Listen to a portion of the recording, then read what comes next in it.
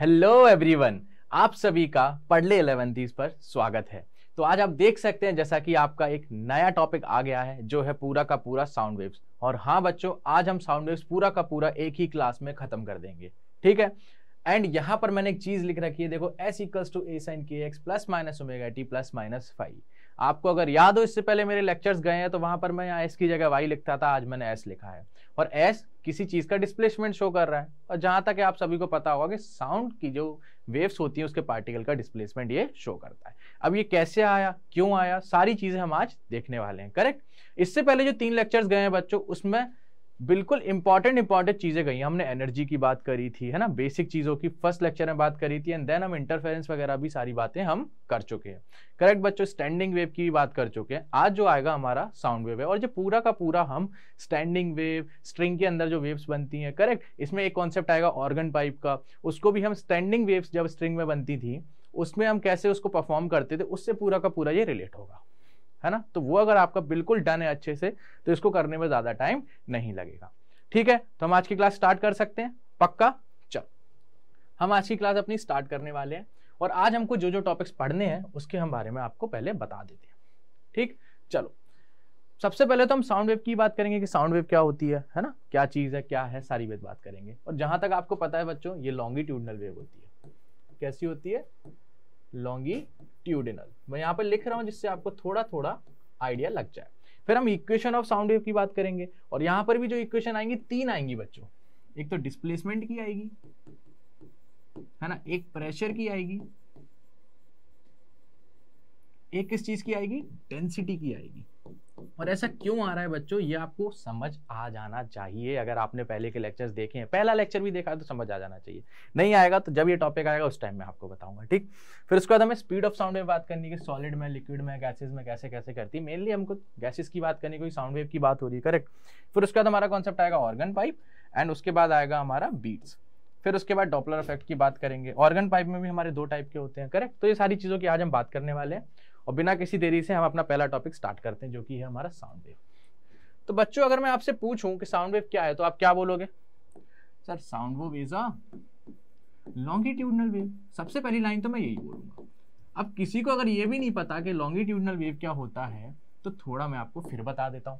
बच्चों, अगर आपको ध्यान हो तो आपको क्या बताया था कि 2 टाइप की वेव्स होती हैं, ट्रांसवर्स और लॉन्गिट्यूडनल। ट्रांसवर्स में क्या बोला था कि जब पार्टिकल का मोशन अगर वाई एक्सिस में हो रहा है तो वेव हमारी उसके परपेंडिकुलर डायरेक्शन में जाएगी, या तो फिर एक्स में जाएगी या फिर जेड में जाएगी, है ना।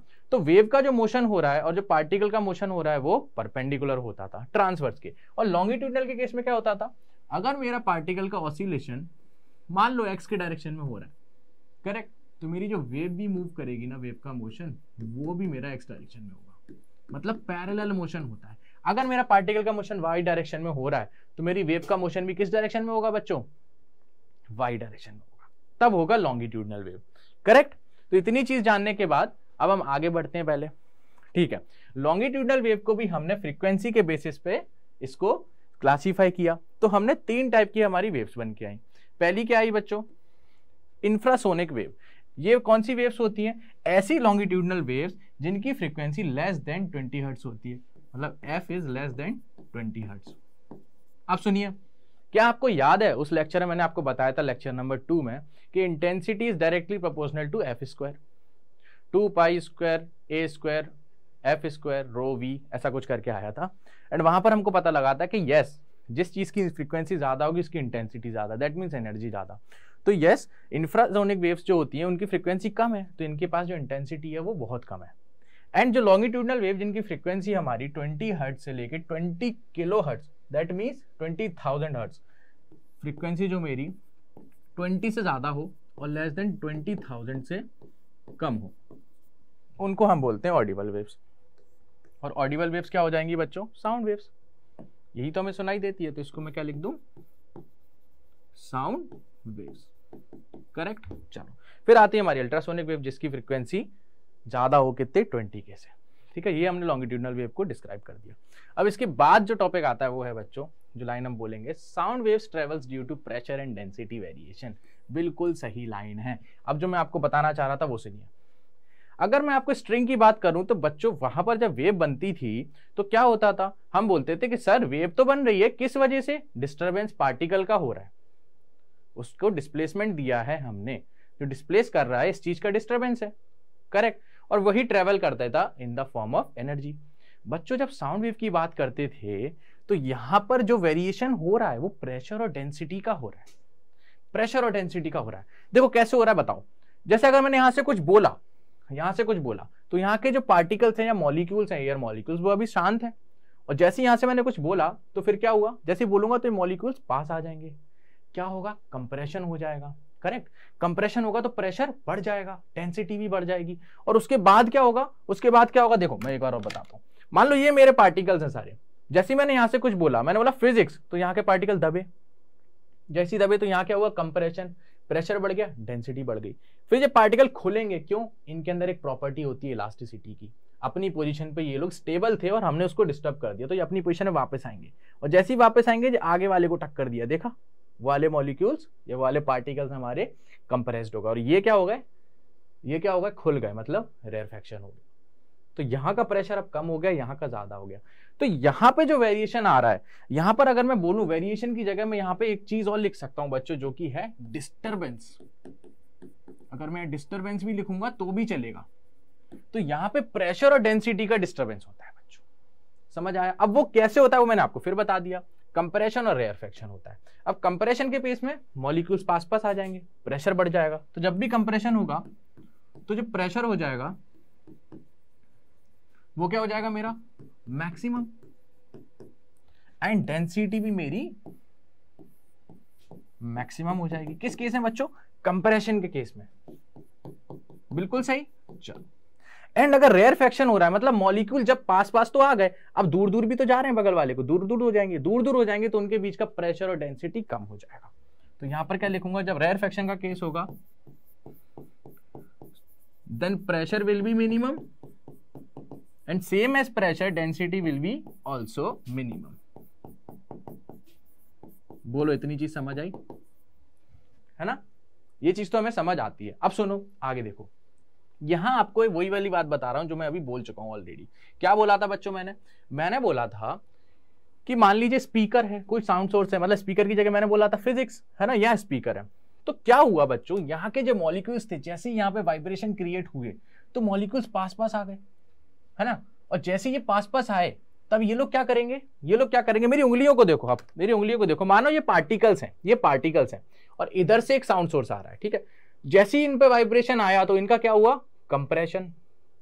अब जैसे ये कंप्रेशन हुआ बच्चों, ये तो नॉर्मल है, ये कंप्रेशन हुआ, और कंप्रेशन जैसे ही हुआ तो अब इनके अंदर इलास्टिसिटी की प्रॉपर्टी है, ये अपनी पोजीशन में वापस आना चाहते हैं, ये अपने मॉलिक्यूल्स को एक दूसरे को धक्का देंगे, और जैसे ही इसने धक्का दिया तो ये खुलेंगे, और इसका धक्का इस पे लगा तो ये क्या करेगा, अपने मॉलिक्यूल्स को कंप्रेस, और ये रेयरफेक्शन, फिर ये क्या होगा, रेयरफेक्शन, ये कंप्रेशन, और ये ऐसे ऐसे कुछ ना कुछ मूवमेंट आएगी। फील आया। तो यहां पर देखिए कंप्रेशन हो रहा है, यहाँ पे रेयरफेक्शन, यहाँ कंप्रेशन, यहाँ रेयरफेक्शन, है ना, और ये किस चीज का, डेंसिटी का वेरिएशन है और प्रेशर का वेरिएशन, दोनों का वेरिएशन होता है इसमें, किसमें, साउंड वेव में। चलो इसकी थोड़ी फील लो, देखो देखो ये आपको GIF दिख रहा होगा, यहां पर आप रेड डॉट को देखिए बच्चों, रेड डॉट को अगर आप देखोगे तो आपको क्या लग रहा है, ये एक पार्टिकल है जो इधर गया, फिर इधर आया, फिर इधर आया, फिर इधर आया, फिर इधर आया, फिर इधर आया। और इसके अलावा अगर आप एक मोशन देख सकते हैं दूर से तो आपको कहीं ना कहीं लग रहा है कि कोई चीज चल के इधर जा रही है, दिख रहा है, ये डिस्टरबेंस है प्रेशर और डेंसिटी का जो चल के जा रहा है। लेकिन असल में पार्टिकल्स कहीं नहीं जा रहे, पार्टिकल अपनी जगह पे ऑसिलेट कर रहे हैं। अब देखो इसी को बोलेंगे वेव, जो ट्रेवल करके जा रही है, ये भी एक्स में जा रही है मान लो, और इनका वाइब्रेशन भी एक्स में हो रहा है। देखो ये वाला पार्टिकल यहां भी कंप्रेशन का शो कर रहा है, और इस साइड भी कंप्रेस कर रहा है, इस साइड भी कर रहा है, अब इधर भी compression, then again compression, then compression. तो ये एक पॉइंट पर कंप्रेशन भी करेगा, एक पॉइंट पर रेयरफेक्शन भी करेगा, अपनी जगह पे ऐसे ऐसे होता रहेगा, और जो चीज ट्रेवल करके जा रही है वो प्रेशर और डेंसिटी का वेरिएशन है। आई होप आपको ये सारी चीज क्लियर हुई हो अब, करेक्ट। चलो इसके बाद हम आ जाते हैं इक्वेशन ऑफ साउंड वेव। बच्चों एक चीज मैं पहले ही बता देता हूं आपको कि इक्वेशन ऑफ साउंड वेव कितनी टाइप की बनेगी, मुझे आप अपने आप से बताइए। देखो मैं तो बोलूंगा, जिन बच्चों को नहीं होगी ढंग से नॉलेज वो बोलेंगे एक बनेगी, जैसे हमारी स्ट्रिंग की बनी थी, लेकिन मैं बोलूंगा 3 बनेंगी बच्चों। क्यों बनेंगी? हम इक्वेशन किसकी लिखते हैं? डिस्टरबेंस की। और जब स्ट्रिंग की बात कर रहे थे ट्रांसवर्स वेव की, तो डिस्टरबेंस जो था मेरा डिस्प्लेसमेंट था। लेकिन अब क्या है? अब साउंड वेव्स है, यहां पर प्रेशर का भी डिस्टरबेंस है, डेंसिटी का भी डिस्टरबेंस है, और पार्टिकल का डिस्प्लेसमेंट भी हो रहा है, वो भी डिस्टरबेंस है। तो क्या यहाँ 3 इक्वेशंस नहीं आएंगी वेव की? बिल्कुल आएंगी। यहां पर जो तीनों इक्वेशंस आएंगी बच्चों, वो कौन कौन सी आएंगी? एक तो मैं बताऊंगा डिस्प्लेसमेंट वेव इक्वेशन साउंड के अंदर, फिर प्रेशर वेव इक्वेशन, है ना, उसमें क्या डिफरेंस होता है वो पता लगेगा, देन उसके बाद आएगी हमारी डेंसिटी वेव इक्वेशन। 3 आएंगी, करेक्ट। चलो, तो सबसे पहले मैं क्या बताऊंगा? Wave equation, equation of sound wave.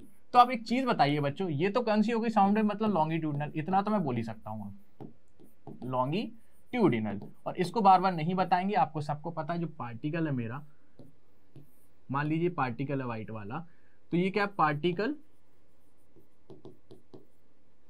Performing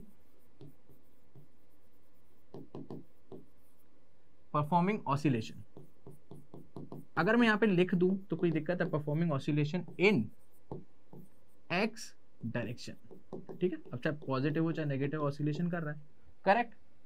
ये चीज समझ आई। और मेरी जो वेव ट्रेवल करेगी बच्चों, वेव वो मान लेते हैं पॉजिटिव डायरेक्शन में शुरू कर रही है। वेव का जो मोशन है वो पॉजिटिव एक्स डायरेक्शन में, पॉजिटिव एक्स डायरेक्शन। बोलो ठीक है, करेक्ट है। चलो, अब मेरी बात सुनो, इसकी जो इक्वेशन आएगी बच्चों वो सेम आएगी as string wave, string wave की तरह सेम आएगी। अब सुनो, ऐसा क्यों आया मैं बताता हूं। आप मुझे एक चीज बताइए, पार्टिकल का जो डिस्प्लेसमेंट हो रहा है अभी वाई के अलोंग हो रहा था, और वही चीज अगर मैं एक्स के अलोंग कर दूं तो इक्वेशन में चेंजेस तो नहीं आने चाहिए, क्योंकि ये वाइब्रेशन शो हो रहा है।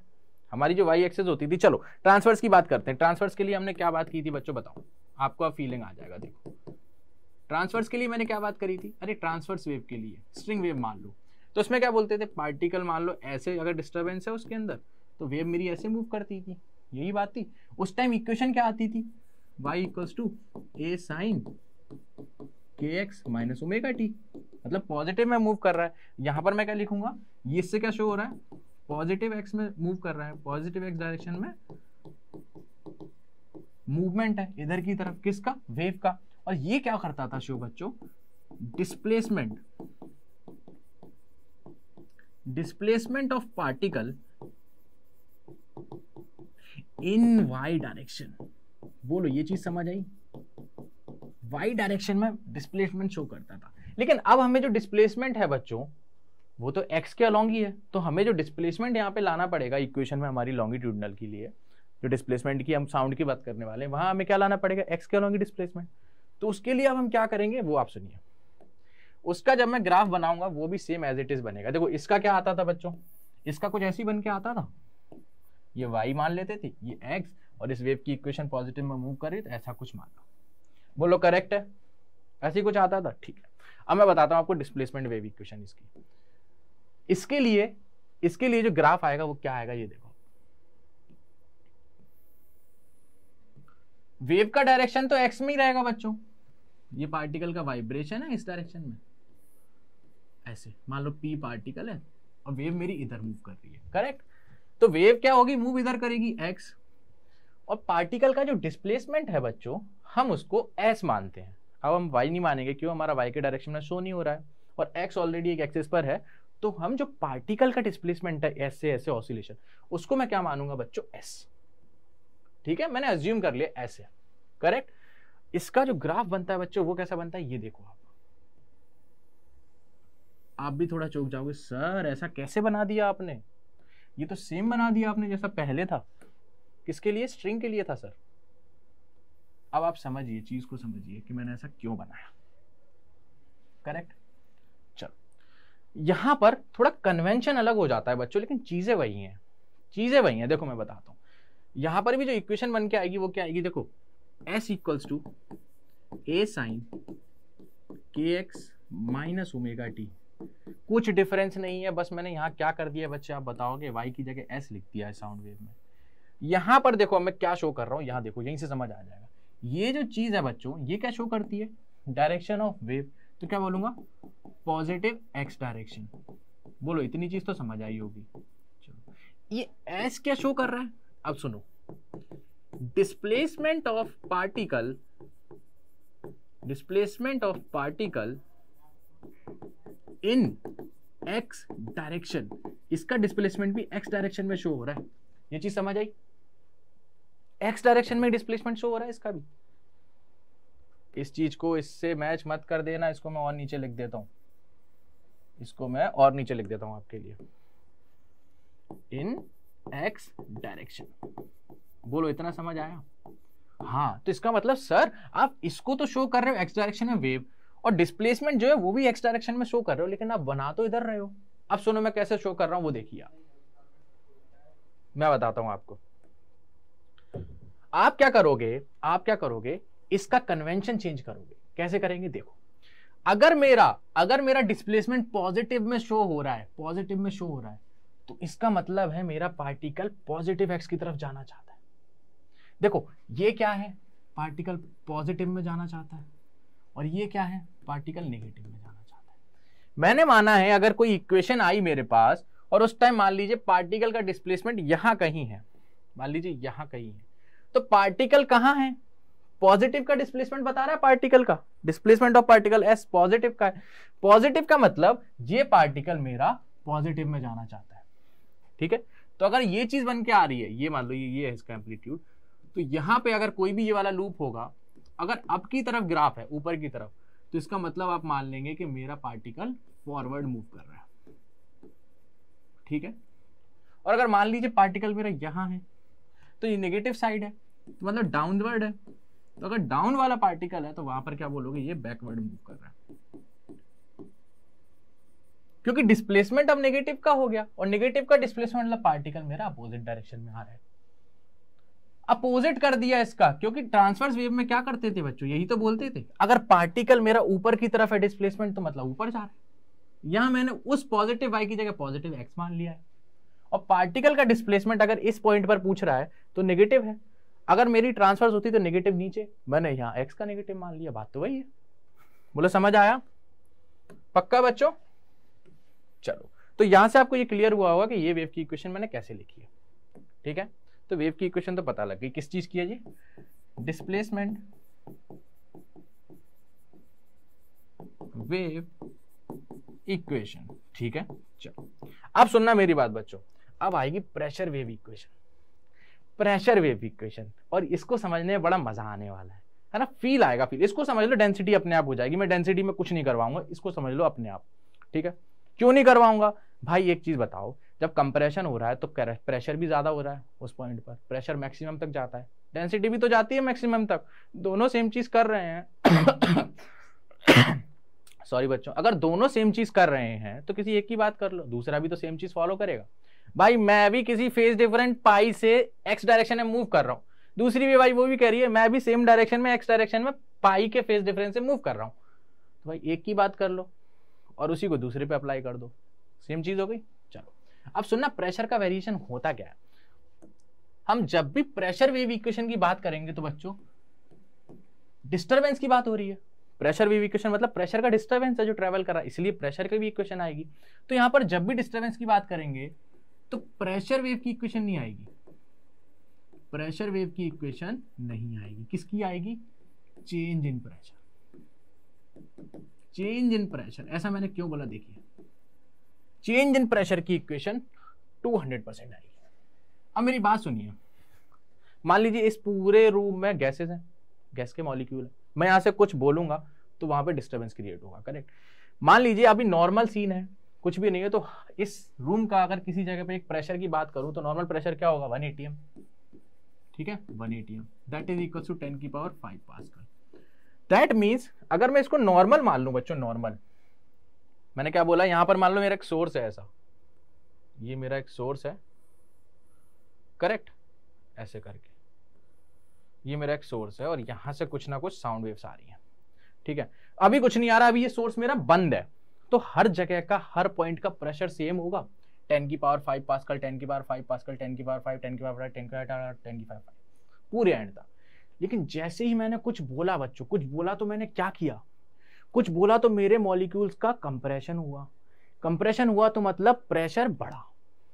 अब सुनना, पहले अगर यहां पे कंप्रेशन हुआ तो पहले का प्रेशर क्या था 10⁵ और बाद में प्रेशर कुछ ना कुछ बढ़ गया, कुछ ना कुछ बढ़ गया। मान लीजिए कुछ प्रेशर 10 बढ़ गया, 10 पास्कल। तो अब क्या हो गया नेट प्रेशर 10⁵ प्लस 10 पास्कल। तो यहां पे जो प्रेशर का चेंज हुआ, चेंज मतलब बढ़ गया, कितना बढ़ गया, डेल्टा पी क्या होगा बच्चों 10⁵ प्लस 10 पास्कल जो अब है माइनस 10⁵ जो पहले था। मतलब मेरा 10 पास्कल यहां चेंज हुआ है। तो और हम बात किसकी करेंगे, चेंज की। और अगर हम गैसेस की बात करें तो बच्चों ये चेंज होता है प्रेशर में, वो मैक्स टू मैक्स कितना हो सकता है 20 पास्कल, इससे ज्यादा नहीं हो सकता, ये मैक्स। अब मैंने ये केवल गैसेस की बात करी है, आगे मैं बताने वाला हूं, ठीक है। अब सुनिए मेरी बात, मैंने इसको चालू कर दिया, मैंने इसको चालू कर दिया। अब सुनना मेरी बात, मैं यहां की बात करूंगा, पहले कंप्रेशन की बात कर लेते। मान लीजिए यहां पर ना कंप्रेशन हो रहा है ना रेयरफेक्शन, जैसे मॉलिक्यूल्स पहले थे वैसे ही हैं। तो यहां पर पहले प्रेशर कितना होगा बच्चों 10⁵, और अब भी कितना है, अब भी कोई चेंजेस नहीं है, तो अब भी 10⁵। तो चेंज इन प्रेशर यहां पे कितना होगा डेल्टा पी इक्वल्स टू 0। देखो पहले क्या था, देखो पी इनिशियल लिखूं, जब यहां पे स्पीकर मैंने ऑन नहीं किया तो 10⁵, और अब क्या हो गया, इसको मैं लिखता हूं ग्रीन से, पी इनिशियल। हे भगवान कितना कलर है इसमें, परेशान हो जाता हूं मैं। देखो पी इनिशियल मेरा मान लो 10⁵ है, बिल्कुल समझ आ रहा है बच्चों, पास्कल नहीं लिख रहा हूं, देख लो। पर अब भी मैंने देखा बाद में जब मैंने अपना स्पीकर ऑन कर दिया तो भी प्रेशर जो फाइनल प्रेशर है अब आगे का वो भी 10⁵ है। तो चेंज इन प्रेशर क्या होगा, माइनस कर दो 0 हो जाएगा। अब मैं थोड़ा अंदर गया तो मेरे मॉलिक्यूल्स थोड़ा कंप्रेस हुए, थोड़ा कंप्रेस हुए तो थोड़ा प्रेशर बढ़ गया। अब सुनना मेरी यहाँ पे बात, यह बात सुनना, थोड़ा प्रेशर बढ़ गया। अब मैं यहाँ ब्लू से लिख रहा हूँ, देखो अगर मैं इस पॉइंट की बात करूँ थोड़ा प्रेशर बढ़ गया, तो पहले प्रेशर तो वही होगा जो अभी था 10⁵ इनिशियल, जब कुछ भी नहीं था लाउड स्पीकर। जैसे ही लाउड स्पीकर आया तो यहाँ पे कुछ ना कुछ प्रेशर बढ़ गया। मान लो अब प्रेशर हो गया यहाँ का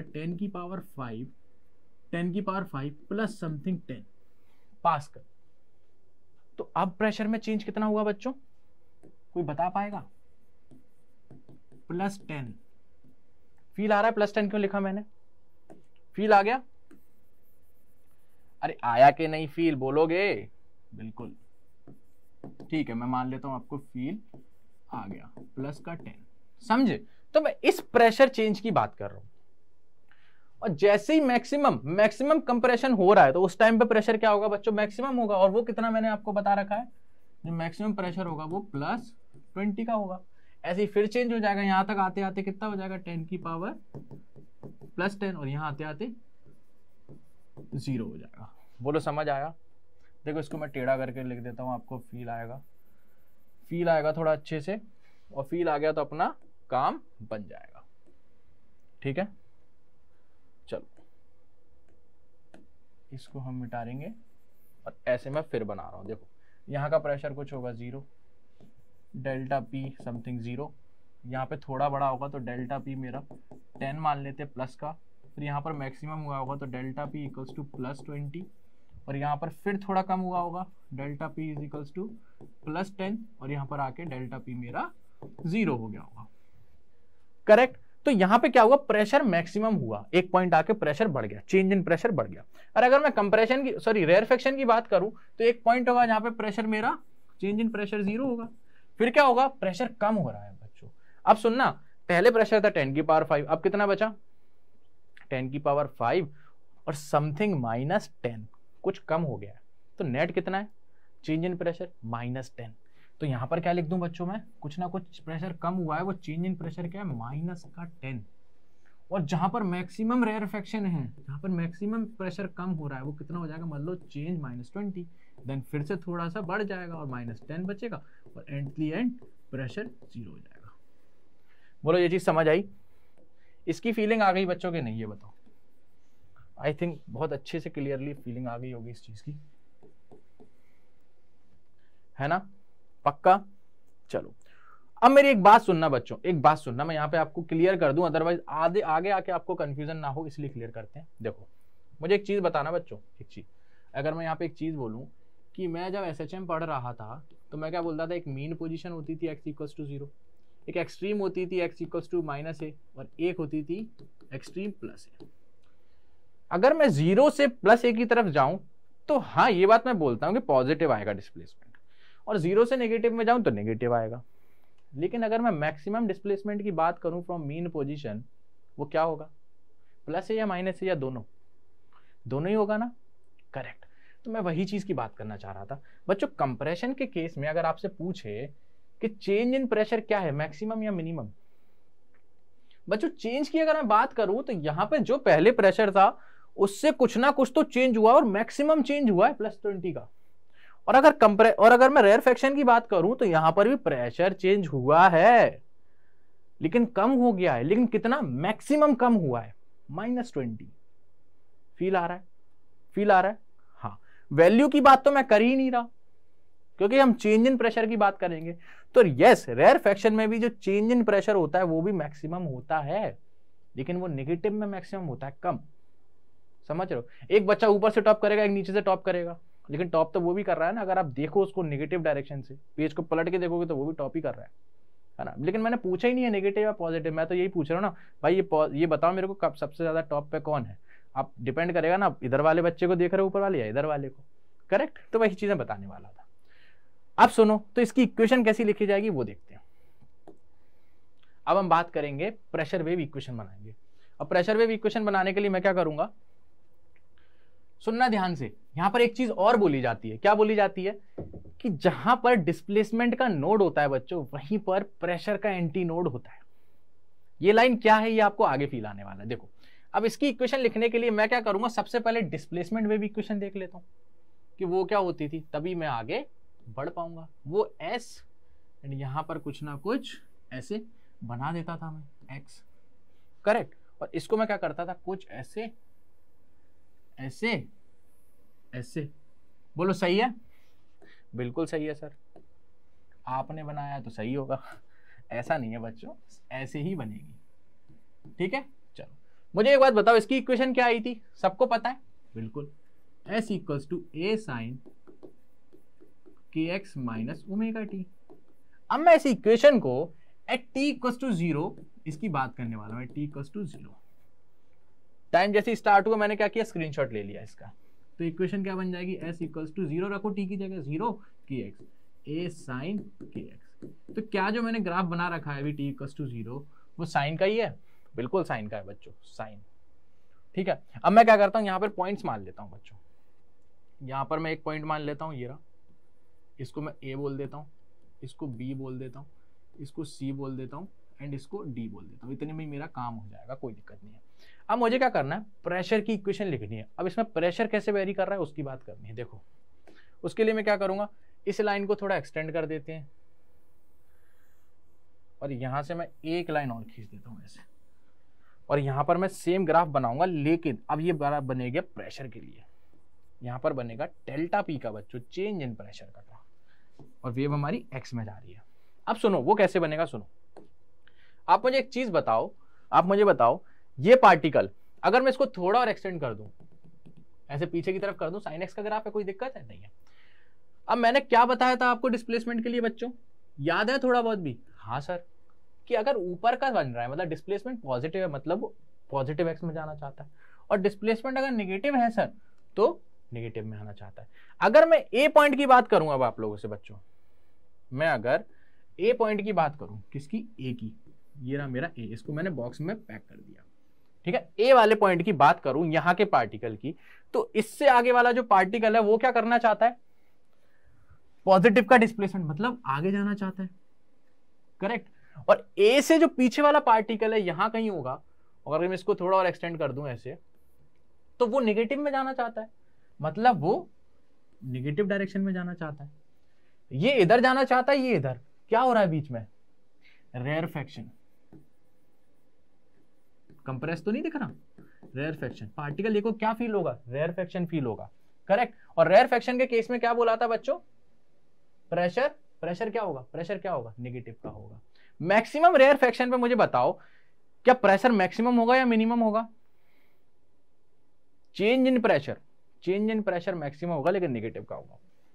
आप मेरी फीलिंग को समझिए, चेंज इन प्रेशर मैक्सिमम होगा लेकिन नेगेटिव का होगा, -20 लेकिन नेगेटिव का है ना। अच्छा मुझे ये बताओ, इस पे मैं प्रेशर का डिस्प्लेसमेंट देखूं, प्रेशर के चेंज की बात करूं तो नेगेटिव में भी कुछ ना कुछ चेंज होगा पॉजिटिव। अगर मैं बोलूं +20 है और एक बार -20 है, तो 0 से अगर मैं वैल्यू चेक करूं तो -20 भी तो बहुत ज्यादा चेंज हुआ है।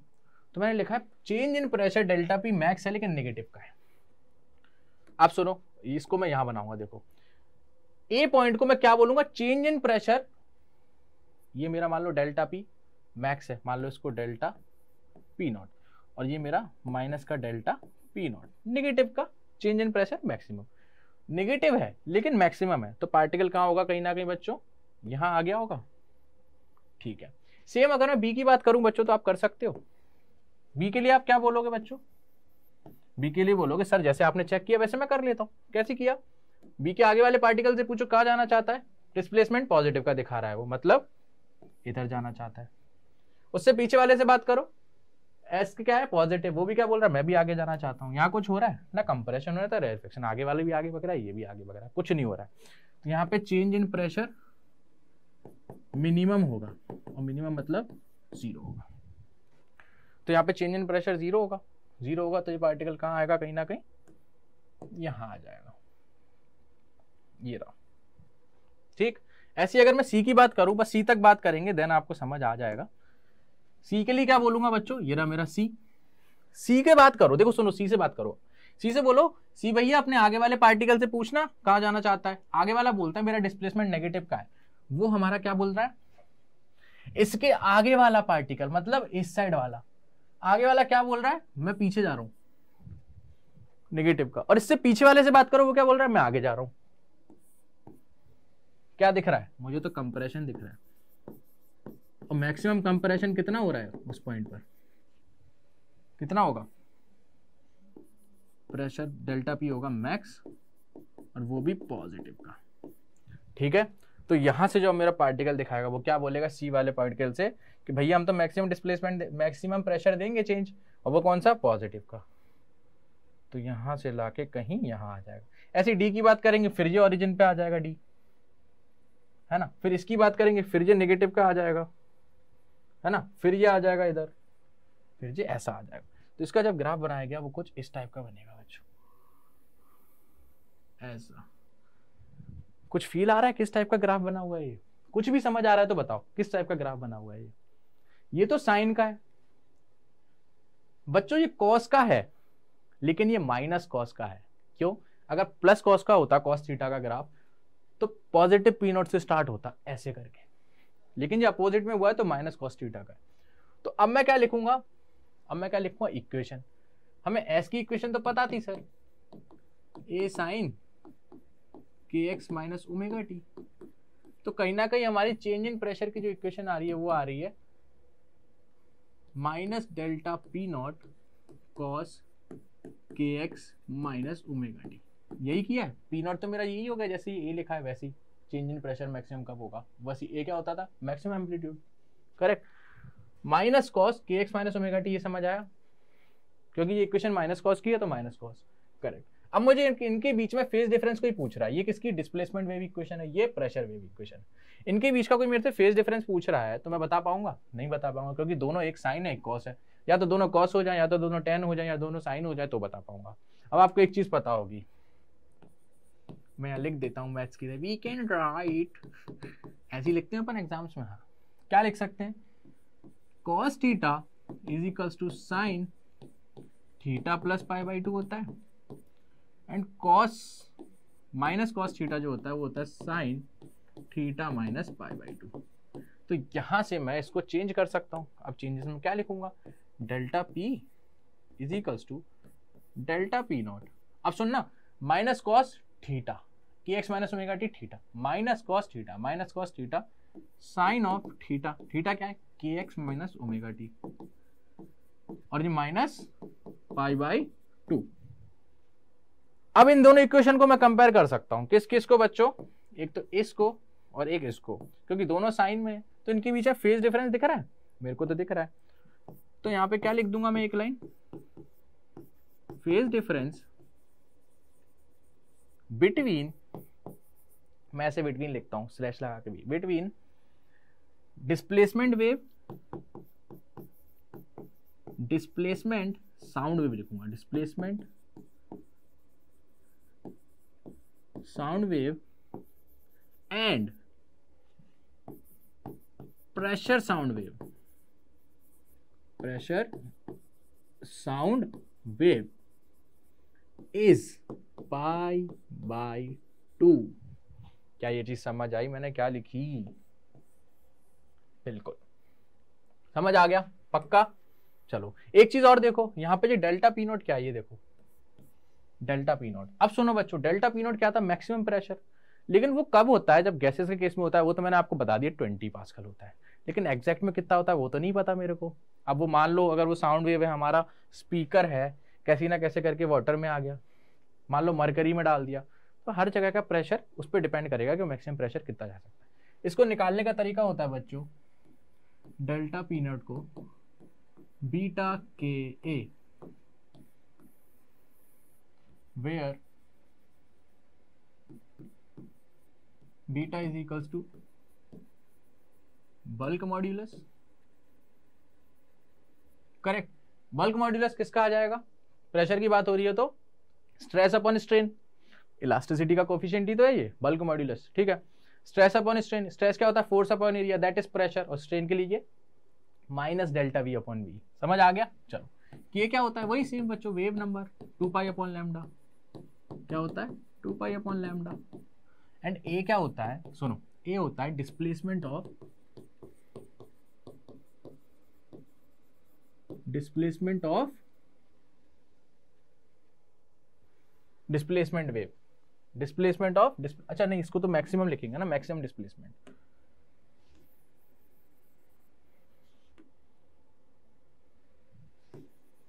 मैक्सिमम डिस्प्लेसमेंट, बोलो सही है? चलो इतनी चीज पता लग गई आपको, तो यहां से आपने क्या पता कर लिया? क्या पता कर लिया बच्चों? हमारे यहां पर प्रेशर वेव इक्वेशन भी आ गई। ये क्या निकाल दी मैंने? Pressure wave equation. बोलो इतनी चीज क्लियर हुई? चलो एक चीज और रह गई बच्चों, क्या? Density wave equation. अब मुझे एक चीज बताओ, प्रेशर जो काम कर रही है वही डेंसिटी कर रही है। क्यों बोल रहा हूं? अगर कंप्रेशन हो रहा है, अगर मैं बोलूं कंप्रेशन हो रहा है, तो मेरा चाहे प्रेशर हो चाहे मेरा डेंसिटी हो, दोनों ही क्या देते हैं कंप्रेशन के टाइम में? मैक्सिमम, है ना? मैक्सिमम प्रेशर आता है कंप्रेशन के टाइम में, और सेम एज रेयरफेक्शन के लिए मिनिमम आएगा। तो क्या इसमें डेंसिटी की इक्वेशन में कुछ चेंजेस आएंगे? नहीं आएंगे, सेम एज इट इज यही आ जाएगी। इसको हमने सॉल्व करके यहां बनाया था, इसी को लिख दूं? लिख देते हैं, सेम लिखूंगा। देखो delta rho is equals to rho naught, तो डेल्टा रो नॉट डेंसिटी को शो कर रहा है sine kx minus omega t minus π/2। बोलो यहाँ पे कुछ अलग किया मैंने? नहीं किया, ठीक है ना? समझ आया सबको? पक्का? चलो आगे बढ़ते। अब हमारा टॉपिक आ गया बच्चों स्पीड ऑफ साउंड। सुनो, स्पीड ऑफ साउंड क्या होता है डायरेक्ट बताते हैं, under root of E upon rho. E क्या है हमारा बच्चों? तो क्या लिखेंगे? Where E is equals to coefficient of, सबको पता होगा, सबको पता होगा, सब देख रहे हैं बोर्ड पे, कोफिशिएंट ऑफ इलास्टिसिटी सर लिख रहे हैं, लेकिन लिखना पड़ता है ना। आप में से कुछ ना कुछ बच्चे फिर कमेंट करेंगे, सर ये नहीं बताया, सर वो नहीं बताया, तो सब लिखना पड़ता है। तो यहाँ पर और क्या लिखूंगा? रो क्या मेरा? डेंसिटी ऑफ मीडियम, ठीक है। चलो अब सुनना बच्चों, सुनना, हमने क्या देखा है? हमने देखा है जो वेलोसिटी होती है साउंड की, स्पीड ऑफ साउंड होती है, वो ज्यादा होती है सॉलिड में एज कंपेयर टू गैसेस और लिक्विड। ऐसा क्यों? मॉड्यूलस ऑफ इलास्टिसिटी या कोफिशिएंट ऑफ इलास्टिसिटी सबसे ज्यादा किसका होता है? सबसे ज्यादा इलास्टिक कौन होता है? सॉलिड्स के पार्टिकल्स होते हैं, तभी तो वो एक ही जगह पे बिल्कुल टस से मस नहीं होते हैं, है ना? तो जिसका ई ज्यादा उसकी स्पीड ज्यादा, तो ई किसका ज्यादा होगा? सॉलिड्स का, उसकी स्पीड ज्यादा। अब आप सोच रहे हो सर डेंसिटी पे भी तो डिपेंड करना चाहिए, कंप्रेस हो रहे हैं, मतलब अगर सॉलिड है तो ज्यादा पार्टिकल पास है, प्रेशर डेंसिटी ज्यादा होगी, तो डेंसिटी ज्यादा तो वॉल्यूम तो स्पीड कम होनी चाहिए। लेकिन हमारे में बच्चों क्या है ना, हम इनका कंपैरिजन करते नहीं है। पूछो क्यों? हाँ, डेंसिटी की वजह से स्पीड कम होगी, लेकिन ऑन कंपैरिजन टू इलास्टिसिटी और कोफिशिएंट ऑफ इलास्टिसिटी उसकी वैल्यू बहुत ज्यादा होती है एज कंपेयर टू डेंसिटी। तो भले ही ये चाहे कम हो चाहे ज्यादा हो, इसको फर्क ही नहीं पड़ता। मान लो अगर इलास्टिसिटी 1000 है और ये बोल रहा है 1, कोई फर्क पड़ेगा? इसकी है 5000 और ये बोल रहा है 50, कुछ फर्क पड़ेगा? उसकी बहुत ज्यादा है इसके कंपैरिजन में, तो इतना कुछ चेंजेस नहीं आता। तो अगर मैं बोलूं, अगर मैं यहां पर बोलूं for liquid and gases, liquid और गैसेस की बात करूं तो मेरी जो स्पीड आती है साउंड की वो निकल के आती है बच्चों अंडर रूट ऑफ बीटा आ जाएगा अपॉन रो। ठीक है, बीटा किस लिए हो जाएगा, बल्क मॉड्यूलस, है ना। और अगर सॉलिड की बात करेंगे तो काफी बच्चों को पता तो लग ही गया होगा, क्या हो जाएगा बच्चों सॉलिड के लिए, यस यंग मॉड्यूलस आ जाएगा। फॉर सॉलिड क्या आ जाएगा मेरा, v equals to Young modulus gamma upon rho का under root. This is my speed of wave, speed of wave, sound wave, कौन सी, लॉन्गिट्यूडिनल वेव। चलो अब आ गया हमारा एक टॉपिक बच्चा ऑर्गन पाइप। इतनी बातें सुनने के बाद, समझने के बाद अब मेरा टॉपिक आ गया ऑर्गन पाइप। सारी चीजें बड़े सिंपल सिंपल तरीके से कराएंगे और सब आ जाएगा, एक नंबर आएगा। ठीक है, ऑर्गन पाइप होता क्या है वो देखो पहले। Organ pipe is a pipe which is made up of metal, would और ग्लास। एक पाइप होता है या तो मेटल से बना होता है या वुड से बना होता है, लकड़ी से बना होता है या ग्लास से बना होता है। सारी चीजें छोड़ो, जो हमारी मेन चीज है वो समझो। आप एक काम करो, पाइप होते हैं, नॉर्मल पाइप तो देखा होगा जो घरों में लगे होते हैं। ठीक है, इसमें दो टाइप होते हैं, एक ओपन ऑर्गन पाइप, एक क्लोज्ड ऑर्गन पाइप। उस पाइप को लाओ बाजार से और उसको दो तरफ से काट दो सटाक, तो यहां से भी होल दिखेगा, यहां से भी होल दिखेगा, वो होता है अपना ओपन ऑर्गन पाइप। ठीक है, ओपन ऑर्गन पाइप कैसा बनेगा बच्चों, ऐसा, ये लो, ये हो गया ओपन ऑर्गन पाइप। ठीक, क्लोज्ड क्या होगा, क्लोज्ड का मतलब हो जाएगा बच्चों एक एंड इसका क्लोज हो, ये रहा। ठीक है, एक एंड क्लोज है तो क्लोज्ड। ठीक है, तो ओपन ऑर्गन पाइप का मतलब क्या हो गया बच्चों, यहां से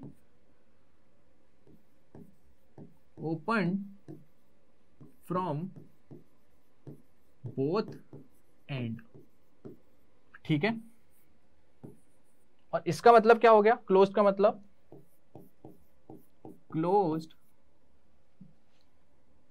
क्लोज्ड एट वन एंड। अब मुझे एक चीज बताओ, कोई बच्चा ये सोच रहा हो सर क्लोज्ड है तो दोनों क्लोज्ड होंगे, दोनों क्लोज्ड होंगे तो साउंड वेव ट्रेवल कैसे करेगी बच्चों, कैसे अंदर आप उसका कुछ ना कुछ देखोगे क्या हो रहा है क्या नहीं हो रहा है, समझ आ रहा है। तो यहां से मैं एक चीज तो बोल सकता हूं, ओपन का मतलब दोनों साइड से ओपन है और क्लोज्ड का मतलब एक साइड से क्लोज्ड है, करेक्ट। और एक चीज मैंने और समझाई थी बच्चों अभी पुराने में ही, क्या बोला था, साउंड वेव के केस में, साउंड वेव के केस में अगर डिस्प्लेसमेंट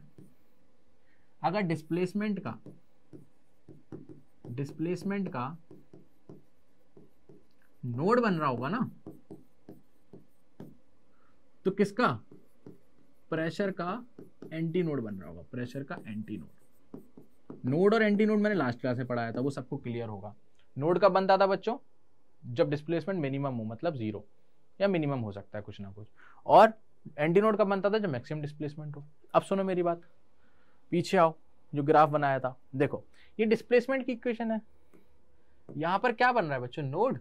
ये देखो प्रेशर का एंटी नोड, मैक्सिमम आ रहा है।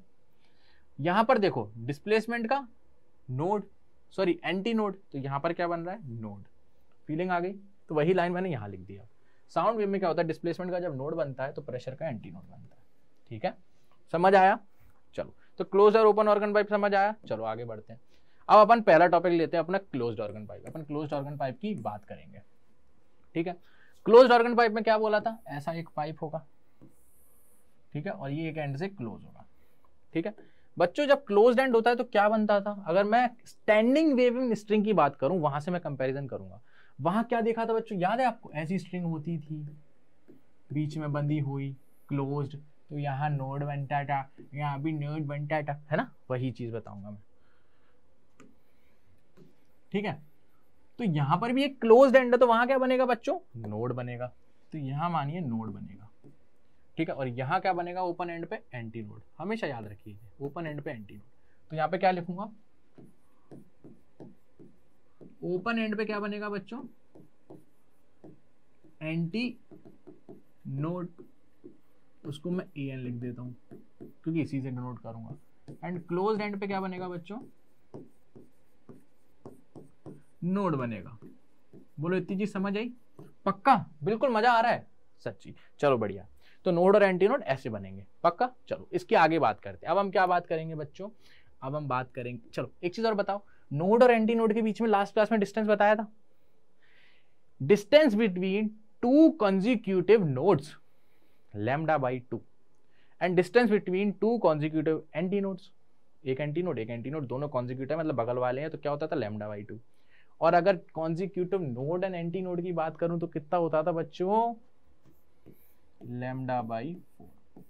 चलो आगे बात करते हैं, अब इनकी फंडामेंटल टोन की बात करते हैं। फंडामेंटल टोन बोलेंगे या उसको फर्स्ट हार्मोनिक भी बोल सकते हैं। आओ देखते हैं कैसे क्या हो रहा है।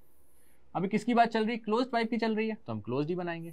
ये मैंने क्लोज्ड पाइप बना लिया, ठीक है।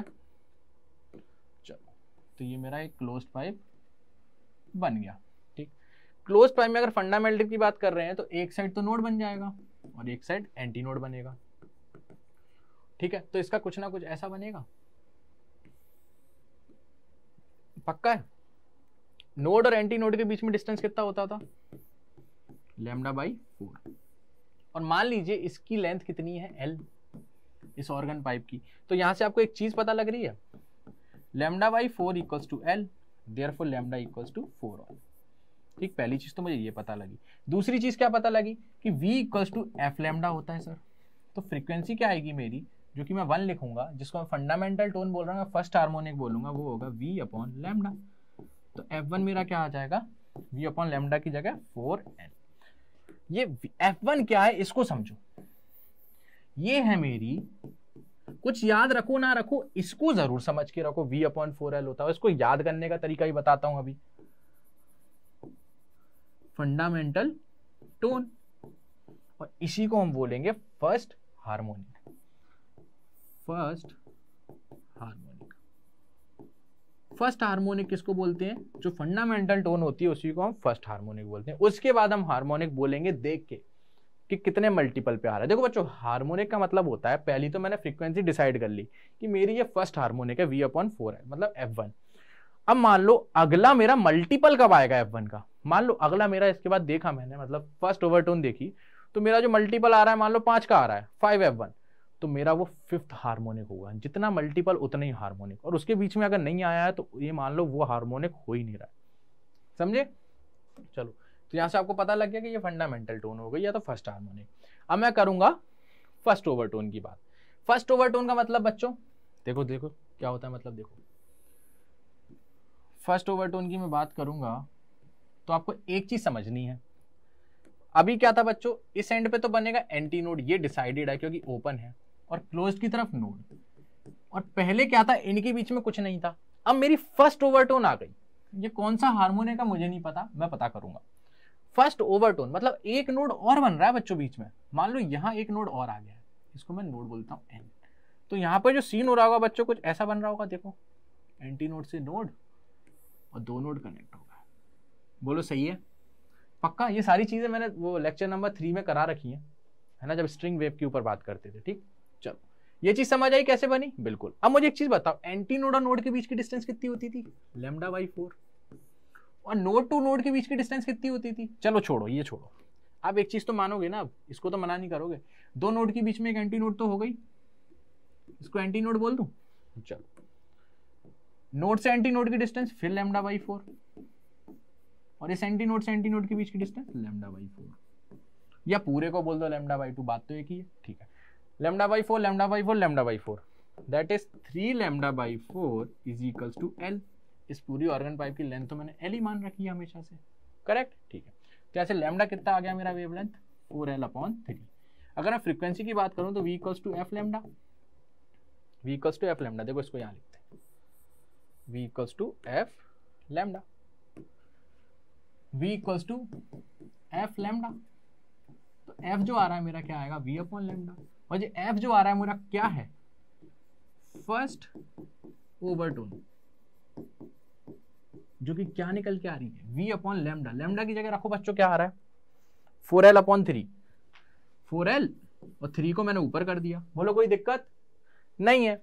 और क्या आप देख पा रहे हो, फर्स्ट ओवरटोन जो मेरी आ रही है, फर्स्ट ओवरटोन। अब सुनना इधर देखो, V अपॉन 4L को मैंने F1 बोला, फंडामेंटल टोन, तो ये V अपॉन 4L को F1 लिख दूं, 3 टाइम्स ऑफ F1। देखो बहुत धीरे इसलिए लिखवा रहा हूं, आपको समझ आए। मेरी फर्स्ट ओवरटोन जो होती है ना, वो 3F1 होती है, 3 टाइम्स ऑफ फंडामेंटल टोन। और इसको मैं क्या बोलूंगा पता है बच्चों, थर्ड हार्मोनिक। यहां मैं लिख सकता हूं दिस इज थर्ड हार्मोनिक। अच्छा सुनिए, एक चीज और बोल देता हूं यहीं पे। मान लीजिए अगर ये 4 टाइम्स ऑफ F1 आता, या छोड़ो 9 टाइम्स ऑफ F1 आता, फर्स्ट ओवरटोन मेरी 9 टाइम्स ऑफ F1 आ रही है, तो पता है ये कौन सा हार्मोनिक होता? 9th harmonic.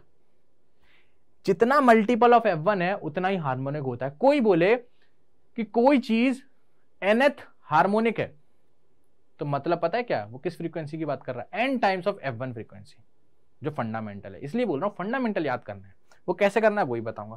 देखो फर्स्ट ओवरटोन समझ आ गया, चलो आगे बढ़ते हैं। सेकंड ओवरटोन की बात करेंगे तो क्या आएगा बच्चों? बिल्कुल आराम से बता दो अपने आप, मेरे को ना बताना पड़े इसमें। एक ओवरटोन मतलब एक टोन ऐड हो जा रहा था। अब इतना तो फिक्स है कि ओपन एंड पे तो एंटी नोड बनेगा, क्लोज्ड एंड पे नोड बनेगा सर। लेकिन फर्स्ट ओवरटोन होती तो एक नोड आता, सेकंड ओवरटोन है तो 2 नोड आ रहे होंगे सर, तो 2 नोड मैंने बीच में बना लिए, ये मैंने बना लिया। एंटी नोड से नोड ऐसे, नोड टू नोड ऐसे, नोड टू नोड ऐसे, ठीक है। अब मैं इसको देखो डायरेक्ट दूसरे तरीके से करूंगा। एंटी नोड से नोड के बीच की डिस्टेंस कॉन्जिक्यूटिव λ/4, क्या होता है λ/4, और node to node λ/2, node to node λ/2। समझ आया? तो यहां से मैं क्या लिख सकता हूं बच्चों? यहां से मैं लिख सकता हूं λ/4 plus λ/2 plus λ/2 is equals to L। इसकी लेंथ तो L ही है, करेक्ट। अरे लो भाई, अभी फिर बोलोगे सर आपने लेंथ क्या बोला है, मानी क्या है, ठीक है चलो। तो ये क्या हो जाएगा? λ/2 λ/2 लैम्डा, और लैम्डा प्लस λ/4 कितना हो जाएगा बच्चों? 5 λ/4। इसमें किसी को दिक्कत नहीं, तो यहां से लैम्डा मेरा कितना आ गया? 4L/5। V equals to F lambda. F मेरा जो आएगा वो कितना आएगा? V/λ, और लैम्डा की जगह लिख दूंगा 4L/5। अगर आप ध्यान से देख पा रहे हो, ये कौन सा है मेरा? सेकेंड ओवरटोन, जो कि इक्वल क्या आ रहा है? 5 टाइम्स ऑफ V/4L। V/4L क्या था? F1, इसका मतलब 5 टाइम्स ऑफ F1 आ रहा है। क्या बच्चों इसकी हार्मोनिक आप बता पाओगे? सर बिल्कुल, 5 का मल्टीपल है ना, फिफ्थ हार्मोनिक। फिफ्थ हार्मोनिक, क्या मैं यहां लिख दूं फिफ्थ हार्मोनिक? Fifth harmonic. तो यहां से एक चीज और क्लियर हो गई कि जैसे जैसे ओवरटर्न आता जाता है, एक एक नोट बढ़ाते जाते हैं, वैसे वैसे इसमें जो क्लोज्ड ऑर्गन पाइप में जो हार्मोनिक की प्रॉपर्टी होती है वो कैसी होती है? ऑड नंबर होता है। फंडामेंटल में F1, फर्स्ट ओवरटोन एक नोट बढ़ाया तो कितना? 3F1, 2 नोट बढ़ाए तो सेकंड ओवरटोन मतलब 5F1, है ना। देखो हार्मोनिक इन क्लोज्ड ऑर्गन पाइप, वही चीज मैं बताने वाला था। देखो हमने अभी क्या देखा? फंडामेंटल की बात करी, या तो मैं फंडामेंटल टोन बोल दूं, ये तो मेरा फिक्स है। देखो फंडामेंटल टोन फिक्स है एंड फर्स्ट हार्मोनिक फिक्स है, क्योंकि किसी ना किसी को तो डिनोट करना ही पड़ेगा, है ना। और मैं क्या बोल दूं? फर्स्ट हार्मोनिक, ये तो मेरा फिक्स है। कितना है बच्चों? F1, that is V/4L। इसको कैसे याद रखना है ये मैं बताऊंगा आपको अभी। इसको कैसे याद रखना है? F1 V/4L। अब सुनो, इसके बाद क्या आता है बच्चों? First overtone. फर्स्ट ओवरटोन मतलब एक नोट बढ़ गया। फर्स्ट ओवरटोन क्या होता था बच्चों? 3 टाइम्स ऑफ F1, है ना, मतलब थर्ड हार्मोनिक। सेकंड ओवरटोन कैसे आता था? इसको कैसे याद रखोगे पता है? Fundamental tone, F1, F fundamental, first harmonic मतलब F1 ही है, तो दूसरा फर्स्ट ओवरटोन क्या आएगा? 3F1, second overtone 5F1। ऐसे थर्ड ओवरटोन की बात करेंगे तो आप में से आधे क्या पूरे ही बच्चे बता देंगे अब सर क्या आने वाला होगा इसके बाद? 7F1। दैट इज, अगर मैं हार्मोनिक की बात करूं बच्चों, अगर मैं एंड तक की बात करूं, तो अगर मैं nth ओवरटोन की बात करूं तो वो होगा मेरा समथिंग 2n+1 Fn। चेक कर लो आप। सेकंड ओवरटोन की बात करो, n की वैल्यू 2 रखो, 2 2 4 5, फिफ्थ F1, करेक्ट। तो यहां से मैं क्या कर, रेशो की बात करूं, मैं हार्मोनिसिटी की बात करूं या हार्मोनिक की बात करूं, हार्मोनिक रेशो की बात करूं, तो मेरे को क्या दिख रहा है यहां से? देखो ratio, first is to 3 is to 5 is to 7, ये फंडामेंटल है, then 3 5 7 9 and so on. That is odd number harmonic. Odd number का इसका हार्मोनिक है, इवन नंबर यहाँ लिखूंगा इवन नंबर मिसिंग, है ही नहीं, इसमें होते ही नहीं क्लोज्ड ऑर्गन पाइप में। करेक्ट, इतनी चीज समझ आई? पक्का? चलो इसके बाद एक क्वेश्चन करते हैं अपन। आप क्वेश्चन हमसे क्या बोल रहा है देखते हैं, इसको भी उड़ा देते हैं। आज पूरा सिलेबस कंप्लीट करेंगे बच्चे, तभी छोड़ेंगे इस क्लास को, है ना? चलो, the two nearest harmonic of a tube closed eight one and and open at other. देखो पहले तो यहाँ सीधे ऐसे बना दो, क्योंकि एक तरफ बोल रहा है क्लोज्ड है, एक तरफ ओपन है। टू नियरेस्ट हार्मोनिक, दो नियरेस्ट हार्मोनिक की बात कर रहा है। Open and and closed end में क्या है? 220 hertz and 260 hertz. What is the fundamental frequency of system? देखो फंडामेंटल का मतलब F1 पूछ रहा है, और क्लोज्ड है तो क्या होता था? V/4L। ठीक है, इतना मेरे को ध्यान रहता है। और ये कैसे याद करते हैं मैं आगे बताऊंगा, जब आपको ओपन भी बता दूंगा, क्योंकि दोनों में कंपैरिजन करके आपको याद रखना है। ठीक है, तो मैं आपको बताता हूँ। चलो इसके बाद क्या करेंगे, अब सुनो, मुझे एक चीज बताओ, मैंने आपको एक चीज बताई, कोई भी हार्मोनिक हो वो क्या हो जाएगा? n times of that fundamental frequency is the frequency. अगर मैं इसको nth फ्रीक्वेंसी मान लूं, टू नियरेस्ट हार्मोनिक है और क्लोज्ड है, तो यहां से देखो, एक तो मैं मान लेता हूं, इसको बोल देता हूं nth हार्मोनिक है ये, मान लो nth harmonic, two nearest harmonics है ये। तो पहला हार्मोनिक मैंने माना, कोई मेरे को पता नहीं, लेकिन nth हार्मोनिक है जो कि क्या है? 220 हर्ट्ज है। अगर nth हार्मोनिक है तो इसकी वैल्यू क्या होगी? n times of fundamental frequency. अरे यही तो होता था, देखो ऐसी तो होता था। ये क्या है? मेरा फिफ्थ हार्मोनिक है। ये क्या होता था बच्चों, अगर मैं इसको बोलूं ये सेवेंथ वाले को, तो ये क्या है? मेरा सेवेंथ हार्मोनिक। और क्लोज्ड की बात चल रही है, तो सेवेंथ हार्मोनिक क्या है? सेवेंथ हार्मोनिक मतलब 7 टाइम्स ऑफ फंडामेंटल फ्रीक्वेंसी। तो n time of fundamental frequency is equals to 220। अब है दूसरी बात, उसका नियरेस्ट कौन होगा ये बताओ। क्या क्लोज्ड ऑर्गन पाइप में अभी हमने देखा कि जो हार्मोनिक बनते हैं वो ऑड नंबर बनते हैं? अगर 1 आया है तो फिर 3 आएगा, फिर 5 आएगा, फिर 7 आएगा, मतलब पहला बीच का छूट जाता है। तो अगर n है तो उसका नियरेस्ट क्या होगा? n+2 होगा, एक को छोड़ के दूसरा। करेक्ट है, और इसको F1 हो जाएगा इक्वल्स टू 260। बोलो समझ आई ये दोनों चीजें? इसको इससे डिवाइड कर दो तो क्या आ जाएगा? n+2 whole upon n is equals to 260 upon 220। बोलो इतनी चीज क्लियर हुई? ठीक है, इसको सॉल्व कर दो, 0 से 0 जाएगा, एंड ये 2 टाइम्स जाएगा 0 से 0, तो ये बचेगा 11, ये 13, 11 का इंटू करो, 11n plus 22 is equals to 13n, 2n is equals to 22। तो n की वैल्यू जो आ रही है वो आ रही है 11। ठीक है, n की वैल्यू मेरी आ गई। अब एक में n की वैल्यू पुट कर दो, इसमें n की वैल्यू पुट कर दो। n की वैल्यू पुट करोगे तो 11f1 is equals to 220 hertz, that is f1 is equals to 220 upon 11। तो यहाँ से f1 मेरा कितना आ गया बच्चों? 20 हर्ट्ज। कोई ऑप्शन दिख रहा है आपको? कोई भी ऑप्शन दिख रहा है इसका? ये रहा सी ऑप्शन। बोलो समझ आया? मैंने कुछ नहीं किया, उसने बोला दो नियरेस्ट हार्मोनिक, मैंने किसी एक को nth हार्मोनिक मान लिया, तो वो मेरी वैल्यू क्या होगी? n times of fundamental frequency, पहली लाइन। ये मेरी इक्वेशन 1 बन गई। अब दूसरा हार्मोनिक उसका नियरेस्ट कौन होगा? n+2 F1। सिंपल सी बात, ये दूसरी बन गई। इसको सॉल्व कर दो, आंसर आ जाएगा। समझ आया? पक्का? चलो अब हम बात करेंगे बच्चों रेजोनेंस इन एयर कॉलम। ये पूरा क्लोज्ड ऑर्गन पाइप का कॉन्सेप्ट है, और इसमें समझना है कि एक्चुअली होता क्या है, बस और कुछ नहीं। देखो सुन, मान लीजिए ये मेरा पाइप है, ठीक है, ये मेरा पाइप है। अब मैंने इसको वर्टिकल में रख दिया है, और इससे पूरे पाइप में मैंने क्या भर दिया बच्चों? पानी भर दिया है। ऐसे मान, क्या कर दिया मैंने? पानी भर दिया, ये भर दिया मैंने पानी। ठीक है, भर देने दो मेरे को, प्यासा है ये ट्यूब, ये प्यासा प्यासा ट्यूब, तुरुरु तुरुरु। नहीं, गाना नहीं गाएंगे, हम टीचर हैं, हम गाना हमें शोभा नहीं देता, हमें केवल पढ़ाना शोभा देता है। चलो, तो इसमें मैंने पानी भर रखा है। अब मैंने क्या किया बच्चों? यहाँ पर एक लाया ट्यूनिंग फोक, ठीक है, ये मेरा ट्यूनिंग फोक है। मैंने क्या किया? ये ट्यूनिंग फोक ले जाके दीवार में दिया था, फटाक, ट्यूनिंग फोक वाइब्रेट होने लग गया, हिलने लगा। अब वो ट्यूनिंग फोक को लाके मैंने क्या किया? हिलते हुए ट्यूनिंग फोक को इससे चिपका के रख दिया।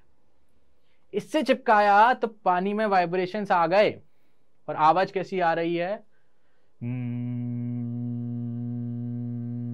ऐसी टाइप की कुछ ना कुछ आवाज आ रही है। करेक्ट। चलो, ऐसी आवाज आने के टाइम ही मैंने क्या किया, इसमें से पानी निकालना चालू कर दिया। ये मैंने पानी निकालना चालू किया, हर जगह से पानी निकाला। ठीक है, पानी निकाला निकाला निकाला निकाला निकाला निकाला निकाला निकाला निकाला, पानी निकाला निकाला, और जो एंड में आके जैसे पानी इतना निकला तो मेरे को क्या पता लगा बच्चों, जैसे ये पानी निकला तो मुझे यहाँ क्या पता लगा, यहाँ एकदम से आवाज आई। कैसी? निकालता रहा पानी, जैसी आवाज आई थी ऐसी आ रहा हो, पानी निकालता है, फिर एकदम से आवाज आई थम। समझ गए? मतलब एकदम से कुछ ज्यादा आवाज आई है ना, कुछ ज्यादा वॉल्यूम की आवाज आई। अब हुआ क्या है एक्चुअली में, यहाँ पे इसको नोड मिल गया बच्चों। नोड मतलब हो गया इसकी मान लो कुछ फ्रीक्वेंसी थी वाइब्रेशन की, जो मैंने दीवार से मार के लाया, वही फ्रीक्वेंसी इस एयर कॉलम की मैच कर गई। यहाँ से पानी निकालते जा रहे हैं तो एयर आ गई, उसकी मैच कर गई इससे फ्रीक्वेंसी, और यहाँ पे क्या बना हमारा, एक क्लोज्ड ऑर्गन पाइप। अब आपको दिख रहा है क्लोज्ड ऑर्गन पाइप, यहाँ पर ये क्लोज्ड हो गया है, वाटर का है ना, फिक्स्ड एंड है मतलब वाटर का एंड, और ये ओपन है। तो यहाँ एक्चुअली उसको मिल के आ गया बच्चों, नोड मिल गया, और ओपन साइड में एंटी नोड होगा। ठीक है, तो कुछ ना कुछ कैसा बना होगा, इस टाइप का, और इसकी लेंथ तो आपको पता ही है λ/4 होती है, और ऑलरेडी इस एयर कॉलम की लेंथ हम L1 बोल देते हैं। क्वेश्चन में क्या होता है, कभी कभी एयर कॉलम की लेंथ पूछेगा, या आपको दिया लैम्डा की वैल्यू पूछ लेगा मान लो, और दिया रहेगा अपन को वाटर का लेंथ। अब मान लो इसकी टोटल लेंथ 10 है, और वाटर वाले कॉलम की लेंथ 6, तो आपको क्या लेना है, 4 लेना है। वाटर की मत लगा देना, एयर कॉलम की बात होगी। ठीक है, नोड मिल गया उसको, इसलिए उसकी आवाज बढ़ गई। सेम कंडीशन एक बार और कर दो बच्चों, बात तो वही रहेगी। कैसी कंडीशन और मैं बताता हूं आपको।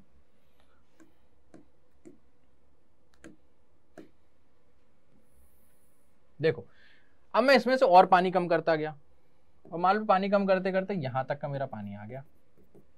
ठीक है, समझ रहे हो?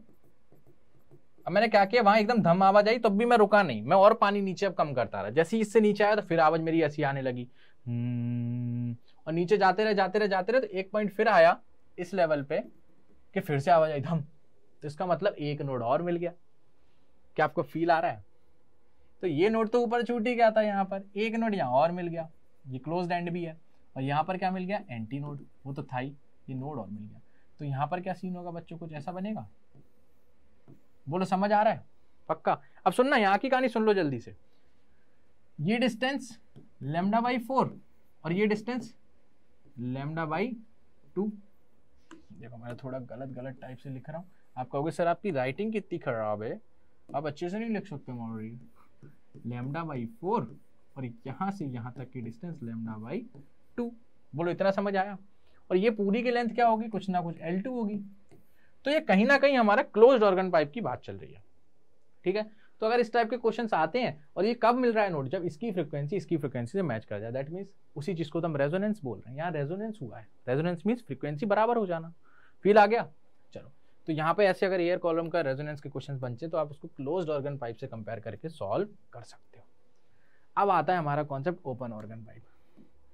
ओपन ऑर्गन पाइप में क्या नई बात है सर? कुछ नहीं, दोनों एंड से ओपन रहेगा, क्लोज रहेगा, दोनों एंड से ओपन रहेगा। दोनों एंड से ओपन है तो यहाँ क्या बनेगा, एंटी नोड, और यहाँ पर भी क्या बनेगा, एंटी नोड। करेक्ट, सही बात है ना? और इनके बीच की भी डिस्टेंस अब क्या हो जाएगी बच्चों, λ/2। दो एंटी नोड्स के बीच की डिस्टेंस होती है λ/2, है ना? तो ओपन एंड है, ओपन एंड पे क्या बनेगा हमारा, एंटी नोड। बोलो, इतनी चीज क्लियर हुई? पक्का? चलो, अब इसकी बात कर लेते हैं, फंडामेंटल टोन की, फर्स्ट हार्मोनिक की, है ना? तो देखो मैं हमेशा लिख देता हूँ fundamental tone that is first harmonic, इसको हमें निकालना है। ये लो मेरा ओपन ऑर्गन पाइप। ठीक है, फंडामेंटल की बात कर रहे हैं तो इस टाइप एंटाई नोड या एंटी नोड बोल लो आप, काफी लोग एंटाई नोड भी बोल देते हैं, है ना? जैसे विटामिन बोलते हैं कुछ लोग वाइटामिन बोलते हैं। वाइटामिन सही है बोलना, लेकिन हमें तो रटा हुआ था बच्चों से विटामिन, है ना? तो उसी टाइप से हो जाता है। चलो,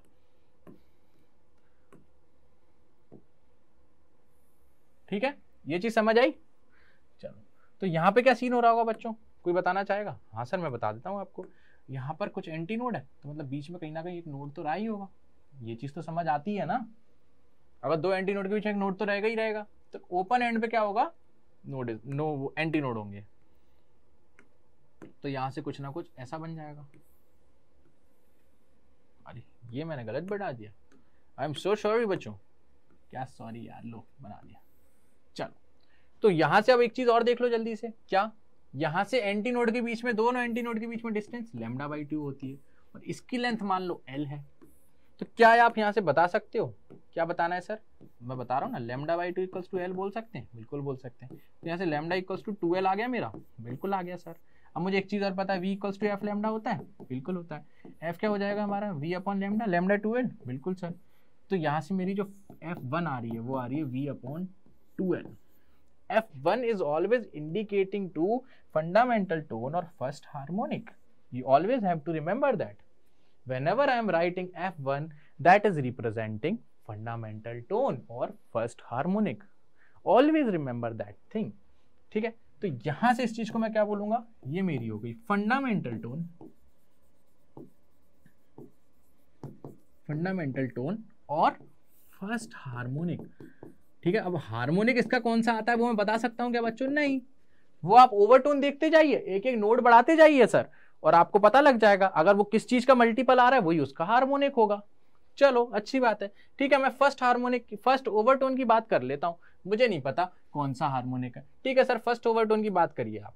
ठीक है, लो बच्चों मैं आपके सामने फर्स्ट ओवरटोन की बात कर रहा हूं, आप मेरे साथ बताते जाइएगा। ठीक है, ओपन है, ओपन वाले की बात चल रही है, ओपन ऑर्गन पाइप की। ठीक है, तो यहां तो सर एंटी नोड बनेगा, ये फिक्स है।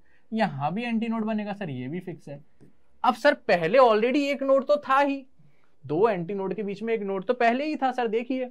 अब हमारी फर्स्ट ओवरटोन आ गई तो एक नोड और आ जाएगा सर, दैट मीन्स दो नोड लाने हैं सर आपको बीच में। ठीक है बच्चों, मैं ले आता हूँ एक नोड, मैंने ये लिख दिया, ये लिख दिया, गुस्सा मत करो, गुस्सा मत करो, लिख दिए मैंने दो नोड। हाँ, दोनों नोड में लेके आ गया। अब क्या बोल रहे हो आप लोग, क्या आवाज नहीं आ रही मेरे को? अच्छा, इनको ज्वाइन कर दूं? ठीक है, ज्वाइन कर देते हैं, ये लो ज्वाइन कर दिया।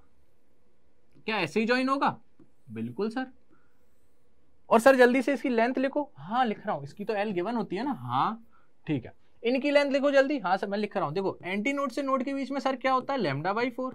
हाँ सर सही बात है, मैं तो सही, अरे क्या पागलबंदी चल रही। चलो, नोड से एंटी नोड के बीच की डिस्टेंस λ/2 और एंटी नोड से नोड की डिस्टेंस λ/4। ये चीज आप सबको याद होनी चाहिए। आपको लास्ट लेक्चर में मैंने बताया था, दो नोड्स के बीच की डिस्टेंस होती है λ/2, या दो एंटी नोड के बीच की डिस्टेंस होती है, दो नियरेस्ट कॉन्जिक्यूटिव। अब ये मत बोल देना सर ये एंटी नोड ये एंटी नोड दोनों की डिस्टेंस λ/2, पिटोगे।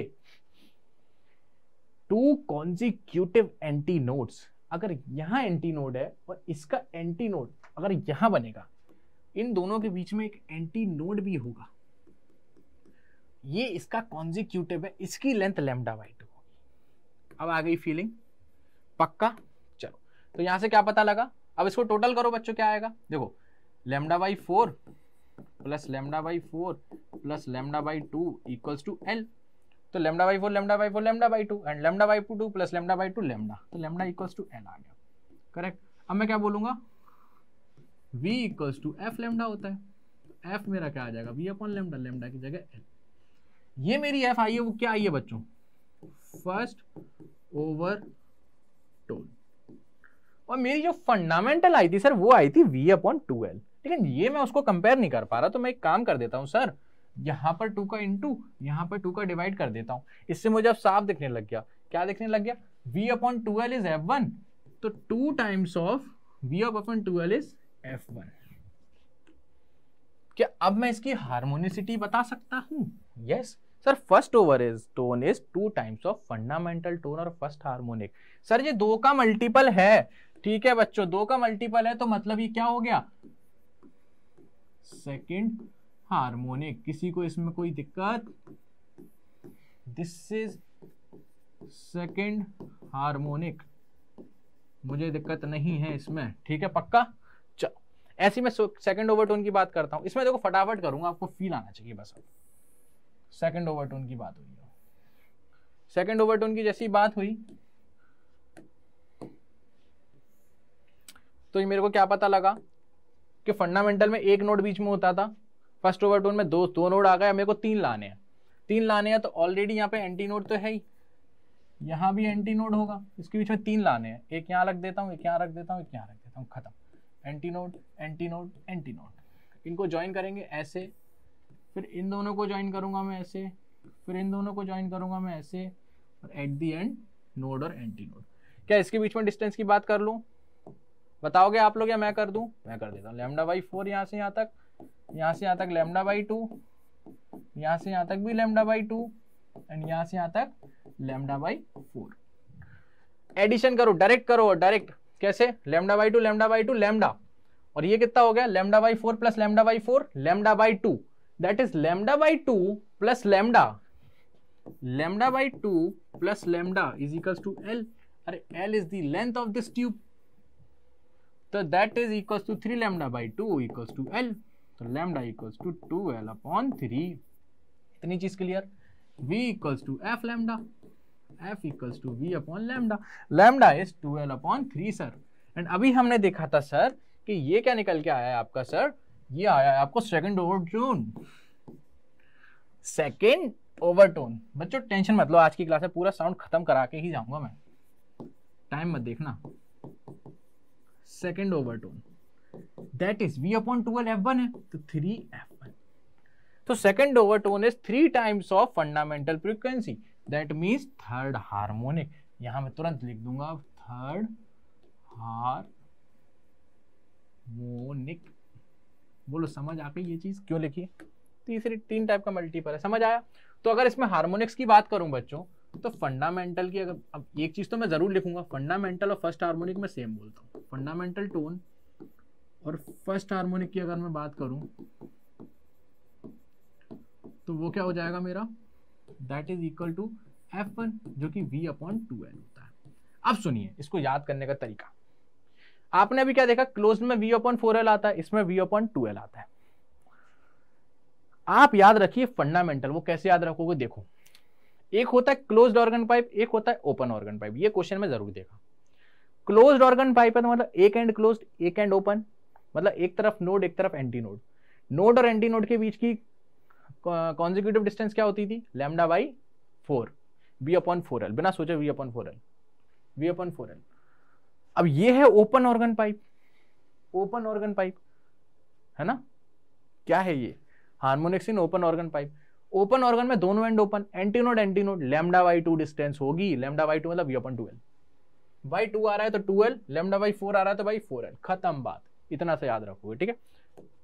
अब सुनो, अब मैं क्या बात करता हूं इसके बाद? फर्स्ट ओवरटोन की। और फर्स्ट ओवरटोन में मैंने क्या देखा? इसकी दुगनी हो गई थी, 2 टाइम्स ऑफ f1। ऐसी मैं सेकंड ओवरटोन की बात करता हूं, 3f1 हो जाएगा, है ना? ऐसी अगर मैं थर्ड ओवरटोन की अब बात करूंगा बच्चों, तो अब तो आप भी बता दोगे। थर्ड ओवरटोन में सर आ जाएगा 5f1। एंड ऐसे ही सिमिलर अगर मैं nth ओवरटोन की बात करूं, वो कितना आ जाएगा बच्चों? समथिंग +1 +1 तो n+1 f1, ठीक है? और अगर मैं यहाँ हार्मोनिक की बात करूं बच्चों, किसकी?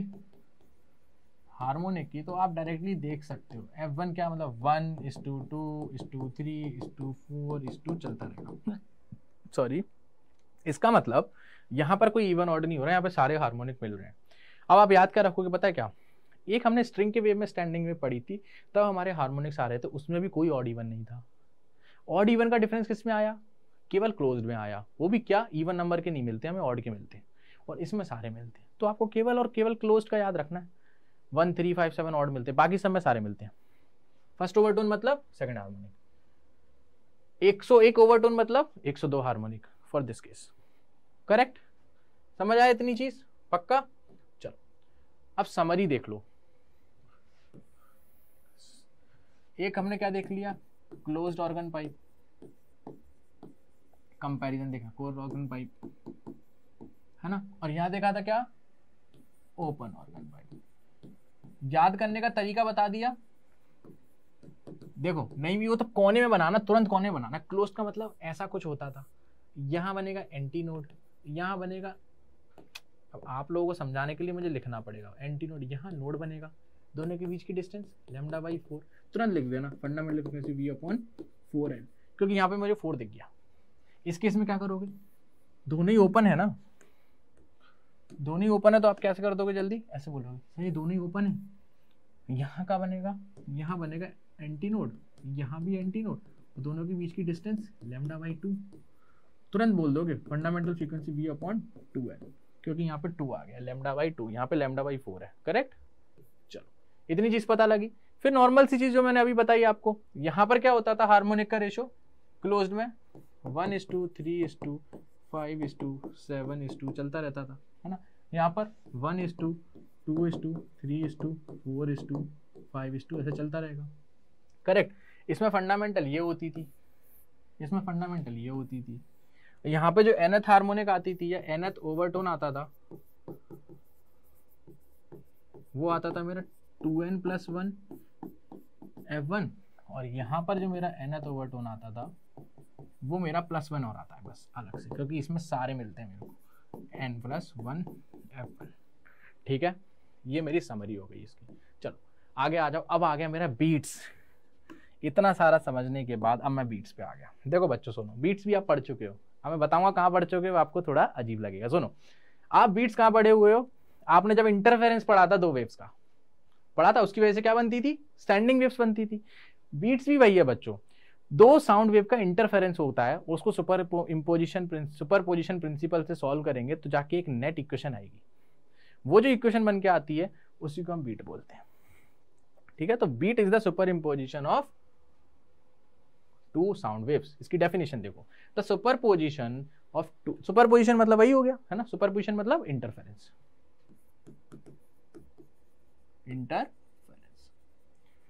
the superposition of 2 sound waves traveling in same direction having small difference in frequency is called beat।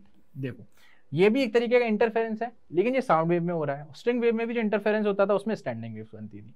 तो डिफरेंस क्या आता वो देख लो आप, वहां से आपको चीजें क्लियर हो जाएंगी। देखो यहाँ मैं 2 कॉलम बना देता हूँ जल्दी से। एक बताऊंगा बच्चों यहाँ पे स्टैंडिंग वेव्स। स्टैंडिंग वेव्स भी इंटरफेरेंस की वजह से बनती थी, याद है कि नहीं?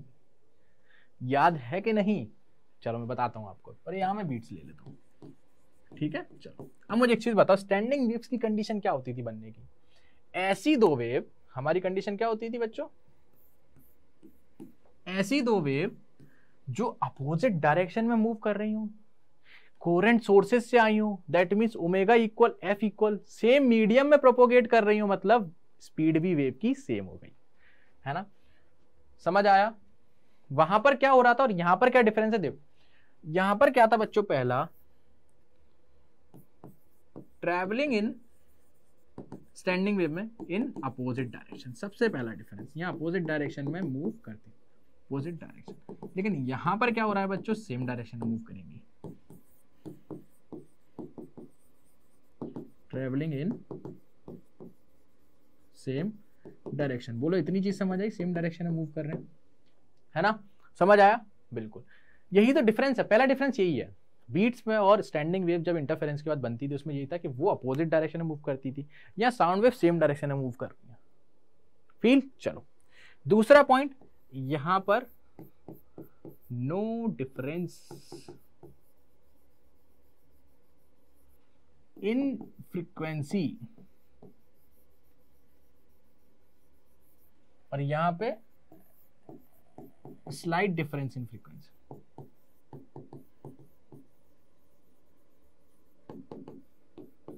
बोलो इतनी चीज क्लियर हो गई बच्चों? यहां लिखा हुआ अभी देखो, स्लाइट डिफरेंस। देखो स्टैंडिंग वेव जब बनती थी बच्चों तो वहां पे बिल्कुल डिफरेंस नहीं होता था, सेम फ्रीक्वेंसी की होती थी। लेकिन यहां पर बीट्स में क्या होता है ना बच्चों, थोड़ा बहुत स्लाइट डिफरेंस होता है, हल्का बहुत स्लाइट डिफरेंस होता है फ्रीक्वेंसी का, ज्यादा भी नहीं, 1, 2, 5 हर्ट्ज, 10 हर्ट्ज तक मान लो, लेकिन उससे ज्यादा डिफरेंस होता ही नहीं है। करेक्ट। तो 2 कंडीशन में पता लगी बीट्स में, वहां पर सेम डायरेक्शन अपोजिट में मूव करती थी और यहाँ पर सेम डायरेक्शन में मूव कर रही है। यहाँ पर स्लाइटली डिफरेंस है और वहां पर नो डिफरेंस। ठीक है, इतना पता लगा बीट्स में क्या होता है। चलो आगे आ जाओ, इसको ग्राफिकल वे में समझते हैं। हमने क्या किया बच्चों, हमने 2 वेव बना दी, हमने 2 वेव बनाई और हमने क्या देखा, ये y1 है और ये y2 है, और इसका y1 + y2 नेट देखा हमने। अब हमने क्या देखा ये समझो। आपको याद है जब 2 वेव्स का जब मिलन हो जाता था, मिल जाती थी इंटरफेरेंस, तो उस टाइम क्या होता था, कंस्ट्रक्टिव और डिस्ट्रक्शन, है ना। कंस्ट्रक्टिव वेव आती, कंस्ट्रक्टिव इंटरफेरेंस आता था और डिस्ट्रक्टिव इंटरफेरेंस। कंस्ट्रक्टिव मतलब क्या होता था बच्चों, ऐसा पॉइंट या ऐसी जगह जहां पर एम्पलीट्यूड या इंटेंसिटी मैक्सिमम होता था, है ना, और डिस्ट्रक्टिव मतलब मिनिमम होता था। अब सुन ना, और वहां पर वो डिपेंड किस पे करता था, कंस्ट्रक्टिव और डिस्ट्रक्टिव, ये बताइए। देखो बच्चों, वहां होता था पाथ डिफरेंस डेल्टा एक्स, आपको याद है? देखो यहाँ पे लिख के बताऊं, आपको याद नहीं है हल्का सा तो देखो, वहां पर हमने पढ़ा था, देखो delta phi is equal to 2 pi upon lambda delta X पढ़ा था, इतनी चीज पढ़ी थी। अगर फेज पाथ डिफरेंस है तभी फेज आएगा, और जैसे ही फेज आएगा तो वो किस पर डिपेंड करता था, a net equals to under root of a1 square plus a2 square plus 2a1 a2 cos phi, मतलब फाई पे पूरी चीज डिपेंड कर रही है। अगर पाथ डिफरेंस नहीं है तो फेज डिफरेंस नहीं होगा, और फेज डिफरेंस जीरो है तो cos फाई क्या देगा, जीरो, और cos की मैक्सिमम वैल्यू क्या होती है, 1, और cos फाई अगर जीरो और फाई जीरो है तो cos जीरो कितना देगा, 1 देगा। तो इसका मतलब यही होता था, जब दो वेव्स के बीच में कोई फेज डिफरेंस नहीं है तो कंस्ट्रक्टिव वेव बनती थी, या कंस्ट्रक्टिव इंटरफेरेंस होता था, मतलब maximum intensity and maximum amplitude मिलता। और जब मिनिमम है फेज डिफरेंस, बहुत कम है ना, तो क्या हो जाएगा, पाई हो सकता है, पाई का फेज डिफरेंस है तो -1 निकलता था, तो मिनिमम। अब यहां देखिए, यहां देखिए किस पॉइंट को दिखा सकता हूं मैं, इस पॉइंट को देखिए। आइए, अगर y1 की बात करूं तो ये अभी टॉप पर है, मतलब इसका कुछ ना कुछ एम्पलीट्यूड है, और जो अगर y2 की बात करूं तो ये बिल्कुल बॉटम मोस्ट पर है। क्या इनके बीच में आपको डिफरेंस दिख रहा है, पाई का फेज दिख रहा है, पाई का फेज दिख रहा है, मतलब मिनिमम है। और यहां पर देखो एम्पलीट्यूड भी जीरो हो गया है, दिख रहा है, एम्पलीट्यूड भी जीरो हो गया है। तो अगर मैं इस पॉइंट की बात करूं बच्चों, तो यहां पर क्या हो रहा है, डिस्ट्रक्टिव इंटरफेरेंस, एम्पलीट्यूड जीरो, ठीक है। और अगर मैं इसी में यहां पर बात करूं बच्चों, कहां पर, जहां पर मैक्सिमम हो रहा है एम्पलीट्यूड, मैक्सिमम कब हो रहा होगा, जब कंस्ट्रक्टिव। अब सुनो, ये भी सेम फेज में और ये भी सेम फेज में, दिख रहा है आपको, दोनों जब सेम फेज में है दैट मींस फाई कितना हो गया, नहीं डेल्टा एक्स कितना हो गया, जीरो, कोई पार्ट डिफरेंस है ही नहीं, तो फेज भी जीरो हो गया, कोई फेज में है नहीं, फेज जीरो तो कॉस जीरो कितना देगा, 1 होगा, तो मैक्सिमम। तो यहां पर जो चीज मिल रही है, ये पूरी चीज, ये वो क्या आ रही है मेरी, मैक्सिमम आ रही है, मैक्सिमम। तो इसको क्या बोलेंगे, कंस्ट्रक्टिव इंटरफेरेंस। बोलो इतनी चीज समझ आई। एंड कंस्ट्रक्टिव में क्या हो जाता था, मैक्सिमम आ रहा है, तो ए रिजल्टेंट क्या आता था बच्चों, a1 प्लस a2, और यहां पर क्या आता था, a1 माइनस a2। ठीक है, इतनी चीज समझ आई, पक्का। चलो अब हम बात करेंगे नंबर ऑफ बीट्स की, या बीट फ्रीक्वेंसी, दोनों एक ही चीज होती है। Number of beats per second जो होता है वही बीट फ्रीक्वेंसी होती है। यहां पर एक चीज लिखना मैं भूल गया, पर सेकंड, ठीक है। अब जो होता क्या है नंबर ऑफ बीट, है ना, बीट फ्रीक्वेंसी क्या होती है, तो पहले तो मैं यहां ये लिख देता हूं, जो बीट फ्रीक्वेंसी होती है ना, बीट की फ्रीक्वेंसी वो होती है number of beats per second, एक सेकंड में कितनी बीट बन रही है, वो होता है मेरी बीट फ्रीक्वेंसी। अब सुनो, बीट क्या होता है बच्चों, अगर दो वेव्स के मिलने के बाद, मैक्सिमा भी आएगा और मिनिमा भी आएगा। दो वेव्स का मिलन हो गया, उसके बाद देखो मिनिमा भी आ रहा है और मैक्सिमा भी आ रहा है ना, कंस्ट्रक्टिव भी हो रहा है, कंस्ट्रक्टिव इंटरफेरेंस भी हो रहा है, डिस्ट्रक्टिव इंटरफेरेंस भी हो रहा है, दोनों हो रहा है, करेक्ट। तो यहां पर जो बीट फ्रीक्वेंसी आएगी वो number of beats per second होगी, और वहां पर क्या हो रहा है, मैक्सिमा भी आ रहा है, मिनिमा।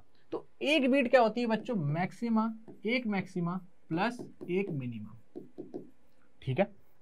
एक मैक्सिमा और एक मिनिमा को मिला के क्या बनता है, मेरा बीट बनता है। फॉर एन एग्जाम्पल, आपने जैसे वो देखा होगा, जैसे पुलिस की कार वगैरह जाती हैं तो वो सायरन बजते हैं ऐसे करके, कुछ ना, नू नू नू नू नू नू, है ना करके। तो वो क्या हो रहा है, जब तेज आवाज आती है ना, नू नू नू नू नू नू नू नू नू, तो जो तेज आवाज निकल रही है ना, वो क्या है, वहां पर मैक्सिमा मिल रहा है बच्चों, कंस्ट्रक्टिव इंटरफेरेंस हो रहा है ना, एक मैक्सिमा और एक मिनिमा, मिनिमा भी आ रहा है, no no no no no no no no no, constructive, no destructive, एक मैक्सिमा एक मिनिमा, ये एक बीट बनाता है, ठीक है। तो बीट फ्रीक्वेंसी क्या होती है, number of beats per second, या इसको आप एक और चीज बोल सकते हो, नंबर ऑफ मैक्सिमास पर सेकंड। बात तो वही है, अगर बीट की बात कर रहे हैं तो उसमें मैक्सिमा मिनिमा इक्वल होंगे। और क्या बोल सकते हैं यहां पर, नंबर ऑफ मिनिमा पर सेकेंड। ठीक है, चलो। तो बीट फ्रीक्वेंसी निकालते कैसे हैं? कुछ भी नहीं है बच्चों, कुछ भी नहीं है। बीट फ्रीक्वेंसी वही होता है जो उनमें स्लाइट डिफरेंस होता है। किसमें स्लाइट डिफरेंस होता है? अभी आपने देखा कि बीट में क्या होता है, सेम डायरेक्शन में जाते हैं लेकिन थोड़ा डिफरेंस होता है उनकी फ्रीक्वेंसीज में। तो जो भी उनके बीच के डिफरेंसेस होता है F2 माइनस F1, इसको हम लिखेंगे मॉड में, और ये जो वैल्यू निकल के आती है बच्चों, यही होती है बीट फ्रीक्वेंसी। कभी कभी टाइम पीरियड भी पूछ लेता है, टाइम पीरियड ऑफ बीट, तो वो क्या निकल के आ जाएगा? फ्रीक्वेंसी है तो 1 अपॉन F2 माइनस F1। इसके बाद अपन एक क्वेश्चन करके देखते हैं, मैंने ऐड किया होगा F2 माइनस F1। ठीक है, चलो। तो ये मेरा टाइम पीरियड आ गया।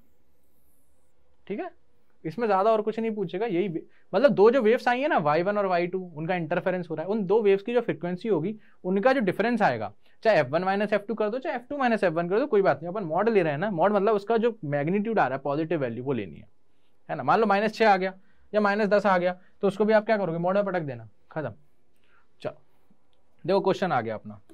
क्वेश्चन क्या है ये देखते हैं बच्चों। क्वेश्चन हमसे बोल रहा है 2 vibrating tuning folk produce progressive waves given by this and this. ठीक है, दो ट्यूनिंग फोक है और उनकी वजह से वेव्स क्या क्या आ रही हैं वो लिख लेता हूँ। एक आ रही है y1 is equals to 4 sin 500 pi t, और एक क्या आ रही है y2 equals to 2 sin 506 pi t। ठीक है, कोई बात नहीं। तो number of beats produced per minute, अब पर मिनट का तो नहीं पता, लेकिन नंबर ऑफ बीट्स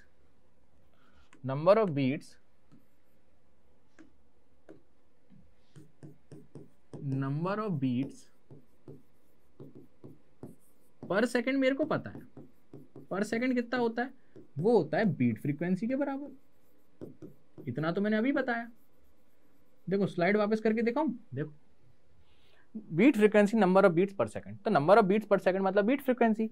तो यहां से मैं number of beats per second तो निकाल सकता हूं। वो कैसे आएगा? मेरा F2 माइनस F1 का मॉड। अब मेरा काम है F2 और F1 निकालना। इसका F1 मान लेते हैं फ्रीक्वेंसी, तो F1 क्या आएगी मेरी? ये क्या होता है देखो, ये क्या है? Something a sin omega t, तो ये ओमेगा है, तो ओमेगा 1 मुझे कितना गिवन है? 500 पाई। तो इसको मैं 2 पाई F1 लिख सकता हूं, बिल्कुल लिख सकते हो। 500 पाई, पाई से पाई चला जाएगा, 2 टाइम्स जाएगा, तो F1 की मेरी आएगी 250 हर्ट्ज। ठीक है, ये मेरा F1 आ गया। सेम मैं F2 निकाल दूंगा, कैसे? ओमेगा 2 मुझे गिवन है कितना? 506 पाई। इसको मैं लिखूंगा 2 पाई F2 इज इक्वल्स टू 506 पाई। तो यहाँ से F2 की वैल्यू मेरी कितनी आ गई? 2 टाइम्स आएगा 2, 2 5 2 3 और हर्ट्ज। बोलो समझ आया? चलो, तो यहां से मेरी ये चीज तो निकल के आ गई। क्या निकल के आ गई? देखो F1 F2 आ गया, तो यहां पर मैं F1 F2 रख दूं। F2 कितना है मेरा? 253 माइनस 250, करेक्ट। तो ये कितना हो जाएगा? 3 आ रहा है सर। तो number of beats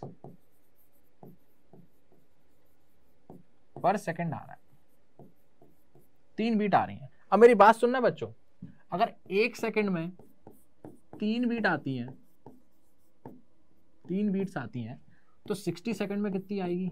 that is equal to 1 minute. 3 into 60 that is 180 beats. And what is the right answer? 180। B option is the correct. क्योंकि 1 मिनट का पूछा है बच्चों, 1 मिनट का ध्यान रखना, भूल जाओगे आप। 1 सेकंड में जो बीट्स होती है उसको बोलते हैं हम लोग, क्या बोलते हैं? Beat frequency. और 1 मिनट में जो आ रही है वो क्या है? अपनी इंटू करना पड़ेगा। ठीक है, ये चीज क्लियर हुई? चलो एक क्वेश्चन और करेंगे अपन लोग। ठीक, चलो। The 2 sound waves with wavelength क्या गिवन है? 2 साउंड वेव्स हैं जिनकी वेवलेंथ दी है। ठीक है, तो एक को मैं λ1 मान लेता हूं जिसको 5 मीटर बोल देता हूं, और एक को λ2 बोल देता हूं जिसको मैं 5.5 metre, correct. Respectively each propagate in a gas with velocity 330 metre per second. ठीक है, हमें गैस की एक वेलोसिटी दी रखी है, गैस की वो कितनी है? 330 metre per second. We expect the following number of beats per second. Beat frequency निकालनी है, वही चीज क्या, number of beats per second is equals to beat frequency.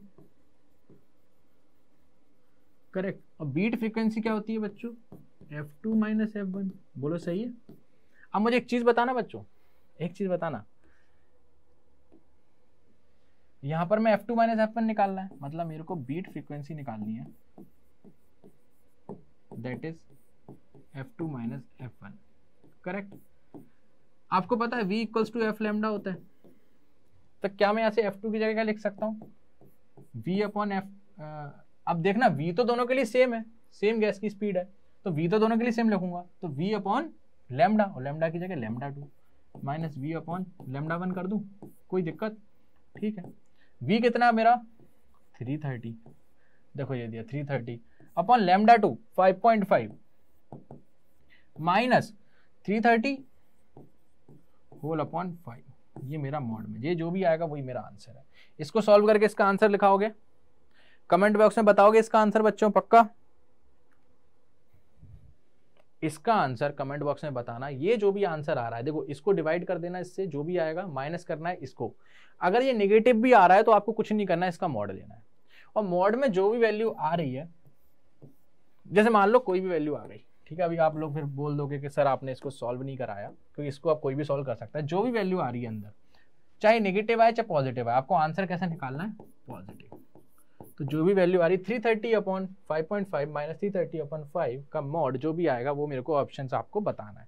Option मत बताना, आंसर लेके बोल देना क्वेश्चन का आंसर है 6, 1, 0, 12 जो भी आपका आ रहा है, ठीक है।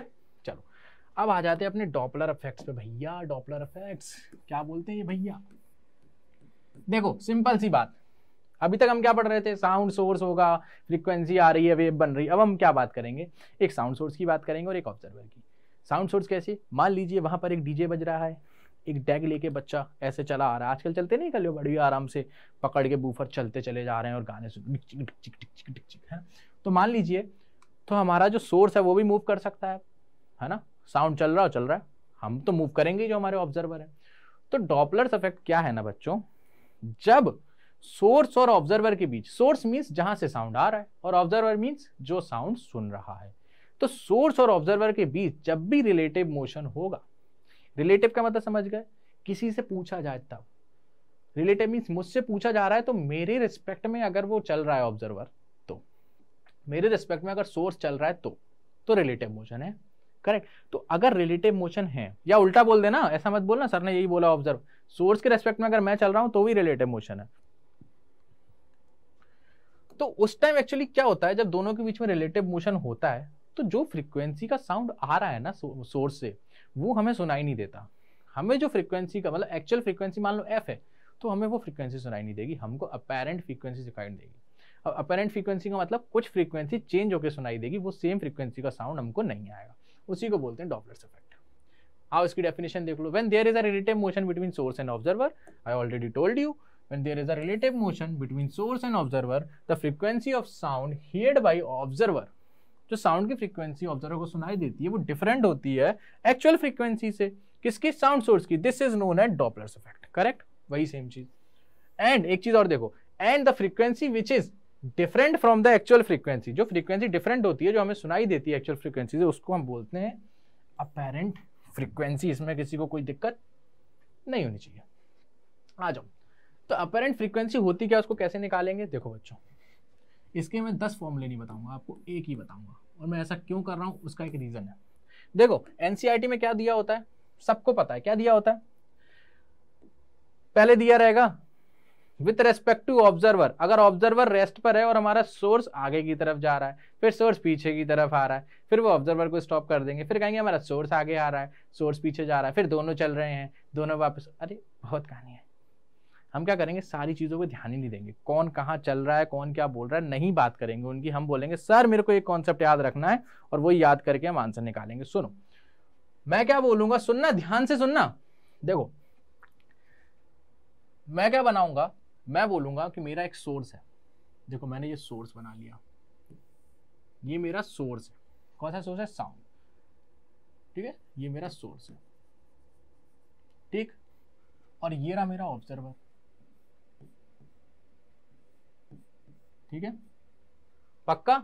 चलो मैंने बोला सोर्स मेरा किसी वेलोसिटी v नॉट से आगे चल रहा है, v नॉट नहीं vo, सोर्स की vs हो जाएगी, s से लेंगे सोर्स, ठीक है, vs, एंड मेरा जो ऑब्जर्वर है वो भी आगे जा रहा है vo वेलोसिटी से, vs is representing source velocity and vo is representing observer velocity, इनके चलने की वेलोसिटी है। तो मैंने क्या बोला, एक मेरे पास सोर्स है जो कि साउंड का सोर्स है, उसकी वेलोसिटी vs जो कि आगे जा रहा है, और एक मेरा ऑब्जर्वर है जिसकी वेलोसिटी वो भी आगे जा रहा है। इस सोर्स से जो फ्रीक्वेंसी आ रही है बाहर उसको मैंने बोला f, और इस बंदे को जो फ्रीक्वेंसी सुनाई दे रही है वो है f डैश, ठीक है। तो हमारा जो अपरेंट फ्रीक्वेंसी, क्या बोला मैंने, अपरेंट फ्रीक्वेंसी निकालने का जो फॉर्मूला होगा एक ही होगा बच्चों, एक ही होगा, वो क्या होगा, F dash equals to V minus V naught whole upon V minus V S bracket में इंटू एफ। अभी सुनते जाओ, अब यहां लिखेंगे, अब क्या लिखेंगे वो देखो, where F dash is equals to, सबके बारे में लिखूंगा क्योंकि फिर अगर इनमें मिस्टेक कर दी तो आंसर गलत, अपरेंट फ्रीक्वेंसी, इसके बाद एक क्वेश्चन और कराएंगे, इसके बाद टेंशन मत लो। एफ क्या है मेरा, normal F, actual frequency of sound source, actual frequency लिख दो, समझ जाओगे किसकी है, actual frequency of sound source, correct. यहाँ पे v क्या है बच्चों, वेलोसिटी ऑफ साउंड, ठीक है, ये याद रखना, वेलोसिटी ऑफ साउंड की वेलोसिटी है। vs किसको बोला है मैंने, वेलोसिटी ऑफ सोर्स, ठीक है, एंड vo किसको बोला है, वेलोसिटी ऑफ ऑब्जर्वर, ठीक है। इतनी चीज समझ आई, पक्का। अब एक चीज सुनो, आपको करना क्या है, यहां पर हमको एक साइन कन्वेंशन याद रखना है, क्या, sign convection, sign convention, convection क्यों बोल रहा हूं, साइन कन्वेंशन हमको याद रखना है, और वो क्या है वो समझिए। हमको always we are considering source से ऑब्जर्वर की तरफ, जिस भी सोर्स से ऑब्जर्वर की तरफ साउंड आएगा ना, तो सोर्स से ऑब्जर्वर की तरफ को हम पॉजिटिव ट्रीट करेंगे, पॉजिटिव। ये चीज समझ आई, क्या होगा, सोर्स से हमें फ्रीक्वेंसी मिलेगी और ऑब्जर्वर पे जाएगी, तो ऑलवेज वी आर कंसीडरिंग, अगर सोर्स है और सोर्स से ऑब्जर्वर की तरफ की डायरेक्शन को हम पॉजिटिव बोलेंगे। मान लो अगर मेरा सोर्स इधर होता और ऑब्जर्वर इधर होता, तो सोर्स से ऑब्जर्वर की तरफ को मैं पॉजिटिव लेता। अब आपको फील आ गया, यस। तो आपको कब हमेशा क्या करना है, पहले साइन कन्वेंशन बनाना, पहले डायग्राम बना लिए। अब आप क्या बोलोगे, ये मेरा सोर्स है जिस फ्रीक्वेंसी से है और ये ऑब्जर्वर की तरफ जा रहा है, या ऐसे भी है मान लो, तो मैं क्या बोलूंगा, यहां से यहां को मैं पॉजिटिव मानूंगा, सोर्स से ऑब्जर्वर, खत्म। और एक चीज और ध्यान रखो, वेलोसिटी ऑफ साउंड, इसको ऑलवेज पॉजिटिव, इसमें कोई लोचा मत करना। यहां पे जो v है normal v velocity of sound है, इसमें कोई साइन कन्वेंशन मत लगाना, जो वैल्यू दी हो वो रख देना, इसमें चुपचाप रख देना, खत्म। आपको साइन कन्वेंशन किसके लिए लगाना है, सोर्स की वेलोसिटी के लिए, ऑब्जर्वर की वेलोसिटी के लिए, करेक्ट। और वो भी कैसे, सोर्स से साउंड की तरफ जा रहे हो तो पॉजिटिव लेना है। चलो इतनी चीज क्लियर हुई। आज का न्यूमेरिकल देखो हमसे क्या बोल रहा है, हमसे बोल रहा है two cars are moving in opposite direction approaching each other with speed 22 metre per second and 16। तो मैं पहले दो कार बना देता हूं बच्चों, आई होप मैं बहुत अच्छी सी प्यारी सी कार बनाऊं, लेकिन लगता नहीं मैं बना पाऊंगा। ये मेरी एक कार हो गई, ये मैंने क्या कर दिया, हाँ अब ठीक है, ये मेरी एक कार हो गई, ठीक है, पक्का। चलो एक कार और बना दूं बच्चों, ऐसी कुछ थोड़ी सी ड्राइंग तो बनाना चलता है ना बच्चों, ऐसे थोड़ी लंबी बना देते हैं इसको, ऐसे, ठीक है। ये मेरी दूसरी कार हो गई, ठीक है, दोनों कार हो गई। मैंने मान लिया इस कार के पास वेलोसिटी है जो वो है कितनी, इसको मैं लिखता हूं, डायरेक्ट लिख देता हूं, ठीक है। क्या मान लेते 22 मीटर पर सेकेंड एंड इसके पास है जो इस डायरेक्शन में मूव कर रहा है वो है 16.5 मीटर पर सेकेंड। बोलो कोई दिक्कत? पक्का? चलो, the driver of the first car, हमारे इस कार के ड्राइवर ने हॉर्न बजाया जिसकी फ्रीक्वेंसी दी है 400 हर्ट्ज। कितनी दी है? 400 hertz. The frequency heard by the driver of the second car is the velocity of sound हमें गिवन है। अब सुनो, यहां पर उसने सोर्स कैसे बना दिया ये पहचानना सीखो बच्चों। यहां पर इसने इसको सोर्स बना दिया, सोर्स, और ये मेरा हो गया ऑब्जर्वर। फील आया? क्योंकि इसने हॉर्न बजाया तो इसके पास कोई फ्रीक्वेंसी का हॉर्न उसे सुनाई दिया, कितना? 400 फ्रीक्वेंसी का। तो इसकी जो वेलोसिटी हो गई वो सोर्स वेलोसिटी हो गई, और इसकी जो वेलोसिटी हो गई वो कौन सी हो गई बच्चों? ऑब्जर्वर की वेलोसिटी। ठीक है, इतने कॉन्सेप्ट क्लियर हुआ। और वेलोसिटी ऑफ साउंड हमें दिया ही हुआ है, उसके लिए कुछ करना है नहीं है। अब लगाओ अपरेंट फ्रीक्वेंसी, जो से फ्रीक्वेंसी सुनाई देगी, v minus V naught upon v minus V S into F.